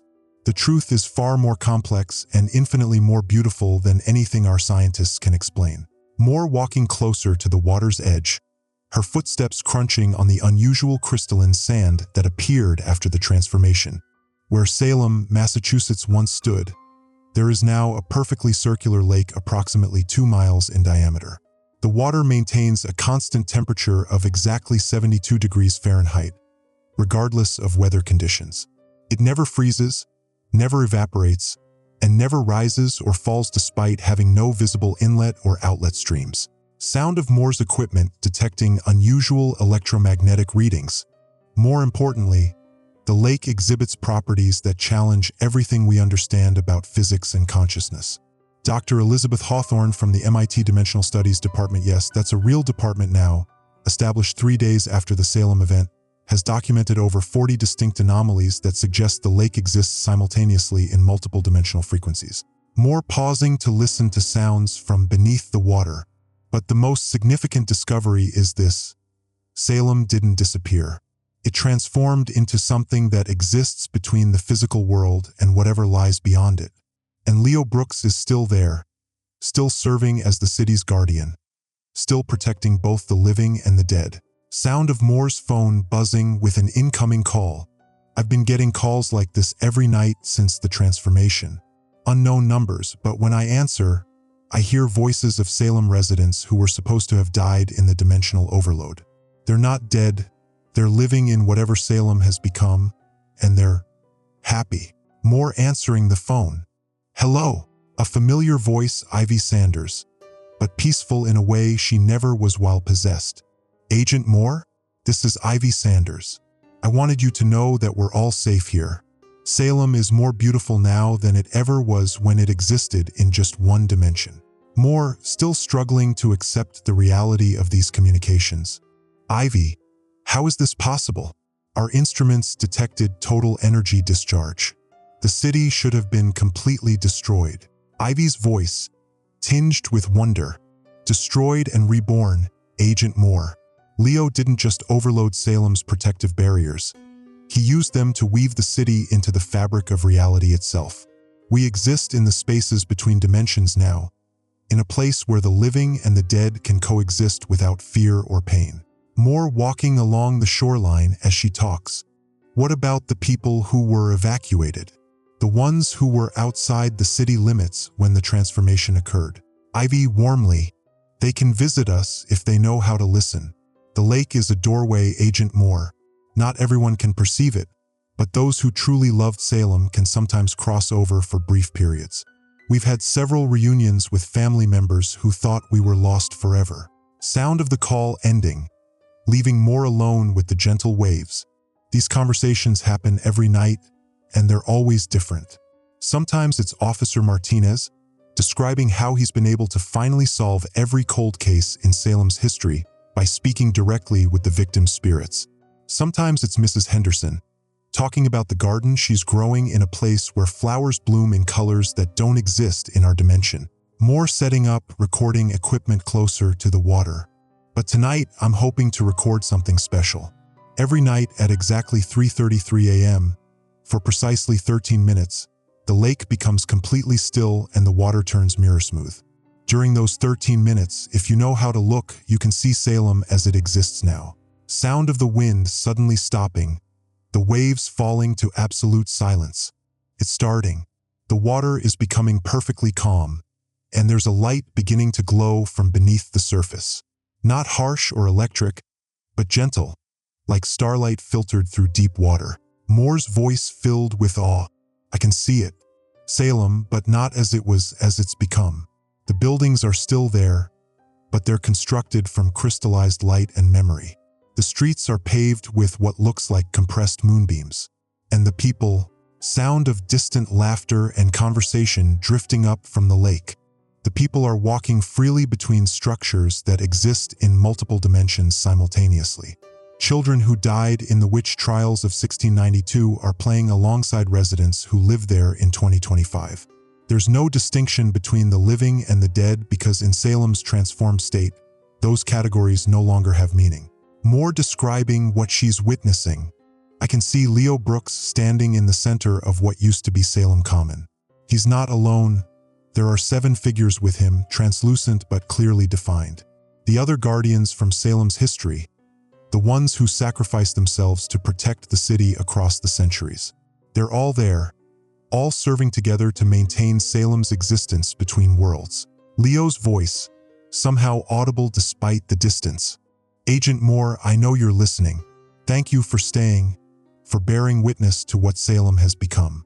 We need someone in your dimension to remember us accurately, to tell our story to those who might face similar choices in the future. Moore responding, though uncertain if he can hear her. Leo, are you happy? Was the sacrifice worth it? Leo's voice, peaceful and content. I'm exactly where I need to be. Salem exists now as it was always meant to exist, as a place where different realities can coexist peacefully. The midnight chant has become something beautiful here, a song that celebrates the connection between worlds instead of exploiting it. Sound of church bells beginning to toll from beneath the water, but melodious rather than ominous. The bells are tolling, but they're not marking time as we understand it. They're marking moments of connection, instances when someone in our dimension reaches out to Salem with love or remembrance and briefly touches the transformed city, more reflecting on the broader implications. Since the Salem event, federal agencies have identified 17 other locations across the United States where similar interdimensional convergences might be possible. Most are sites with significant historical supernatural activity, places like Sleepy Hollow, New York, Point Pleasant, West Virginia, and Bridgewater, Massachusetts. Sound of Moore's equipment detecting changes in dimensional frequency. We've established monitoring stations at each location, watching for signs of entity infiltration or ritual activity. The Salem Protocol, named after Leo's sacrifice, has become the standard response procedure for interdimensional threats that exceed our containment capabilities. Moore's voice becoming more personal. But here's what the official reports don't capture. Leo Brooks didn't just save 8 billion lives by preventing the harvester entities from using Earth as a feeding ground. He showed us that there are alternatives to destruction, that sometimes transformation is possible even in the face of impossible odds. Sound of footsteps approaching along the shoreline. I'm not alone out here anymore. Asher Grant has been coming to the lake every night since the transformation, hoping to establish communication with the Salem Emergency Services Department. He blames himself for not recognizing the entity manipulation of the alert system sooner. Asher's voice, filled with regret. Agent Moore, do you think they can forgive me? I should have realized that the emergency alerts were being compromised. Maybe if I'd acted sooner. Moore, compassionate but firm. Asher, you couldn't have known. The entities were manipulating technology in ways we'd never encountered before. Leo himself said that the communication interference was beyond anything he'd expected. Sound of the water beginning to ripple again as the 13-minute viewing window closes. The vision of transformed Salem is fading, but I can still hear voices calling across the dimensional barrier. Not cries for help, but messages of hope and reassurance. They want us to know that they chose this existence, that they're not trapped but liberated. Moore reviewing her final notes. The Salem Memorial Lake has become an unofficial pilgrimage site. Families of the transformed residents come here to communicate with their loved ones. Paranormal researchers study the dimensional properties. And sometimes, late at night, people report seeing figures walking on the water's surface, Salem residents returning briefly to our dimension to check on those they left behind. Sound of Moore's phone buzzing with another call from an unknown number. Another call from Salem. These conversations have become the most important part of my work, more valuable than any official investigation or federal report. Moore answering. Hello, a young girl's voice, bright and curious. Is this Agent Moore? This is Rebecca Nurse. I was executed as a witch in 1692, but I wanted to thank you for helping Mr. Brooks save our city. We've been waiting such a long time for Salem to become a place where we could all live together peacefully. Moore, moved by the conversation. Rebecca, are you able to see your family? The descendants of your family line. Rebecca, joyfully. Oh yes, they visit the lake sometimes, and we can speak across the water. Time works differently here, so I've been able to meet generations of my family that were born centuries after my death. It's wonderful to see how our love has continued across the years. Sound of the call ending with what might be childish laughter. These conversations have changed how I understand life, death, and the spaces between them. Salem's transformation wasn't an ending, it was a beginning, a new form of existence that bridges the gap between what we call reality and what lies beyond it. More walking back from the water's edge. My final recommendation to federal agencies investigating supernatural threats is this. Sometimes the best solution isn't to fight or contain the unknown, but to find ways to coexist with it. Leo Brooks understood that Salem's supernatural convergence could be transformed rather than destroyed, and his sacrifice created something beautiful from what could have been catastrophic. Sound of distant music drifting across the water. Not the midnight chant, but something that sounds like a celebration. I'm returning to Washington tomorrow to brief the director on the Salem event and help establish protocols for similar situations. But I'll be back here every month, maintaining communication with Salem's transformed residents and ensuring that their story continues to be told accurately. Moore's final words as she prepares to leave the lake. This is FBI Special Agent Layla Moore, concluding my investigation of the Salem incident. Leo Brooks, guardian of Salem, Massachusetts, successfully neutralized an interdimensional threat by transforming his city into a bridge between realities. Salem endures, not as it was, but as it was always meant to be, a place where different worlds can coexist in harmony. Sound of gentle waves and distant bells as Moore walks away. The midnight chant has ended. The spirits are at peace. And Salem has become eternal. A final whisper from the lake, Leo's voice carried on the wind. Thank you for remembering us, Agent Moore. Salem's story will continue, and others who face similar choices will know that sacrifice can lead to transformation rather than destruction. The lake remembers everything, and love endures across all dimensions. Sound of the lake returning to peaceful silence, with only the gentle lapping of waves against the crystalline shore. 6 months later. Sound of construction equipment and voices in the background. Emergency broadcast system test, Salem Memorial Lake Community Center. This is the Salem Memorial Lake Emergency Alert System, conducting our weekly test at 3:33 a.m. All systems operational. Today marks 6 months since the Salem transformation, and we're pleased to report continued peaceful coexistence between dimensional frequencies. Visitors to Salem Memorial Lake are reminded that communication attempts with transformed residents are most successful during the designated viewing hours. The lake remains stable, with no signs of dimensional instability or entity intrusion.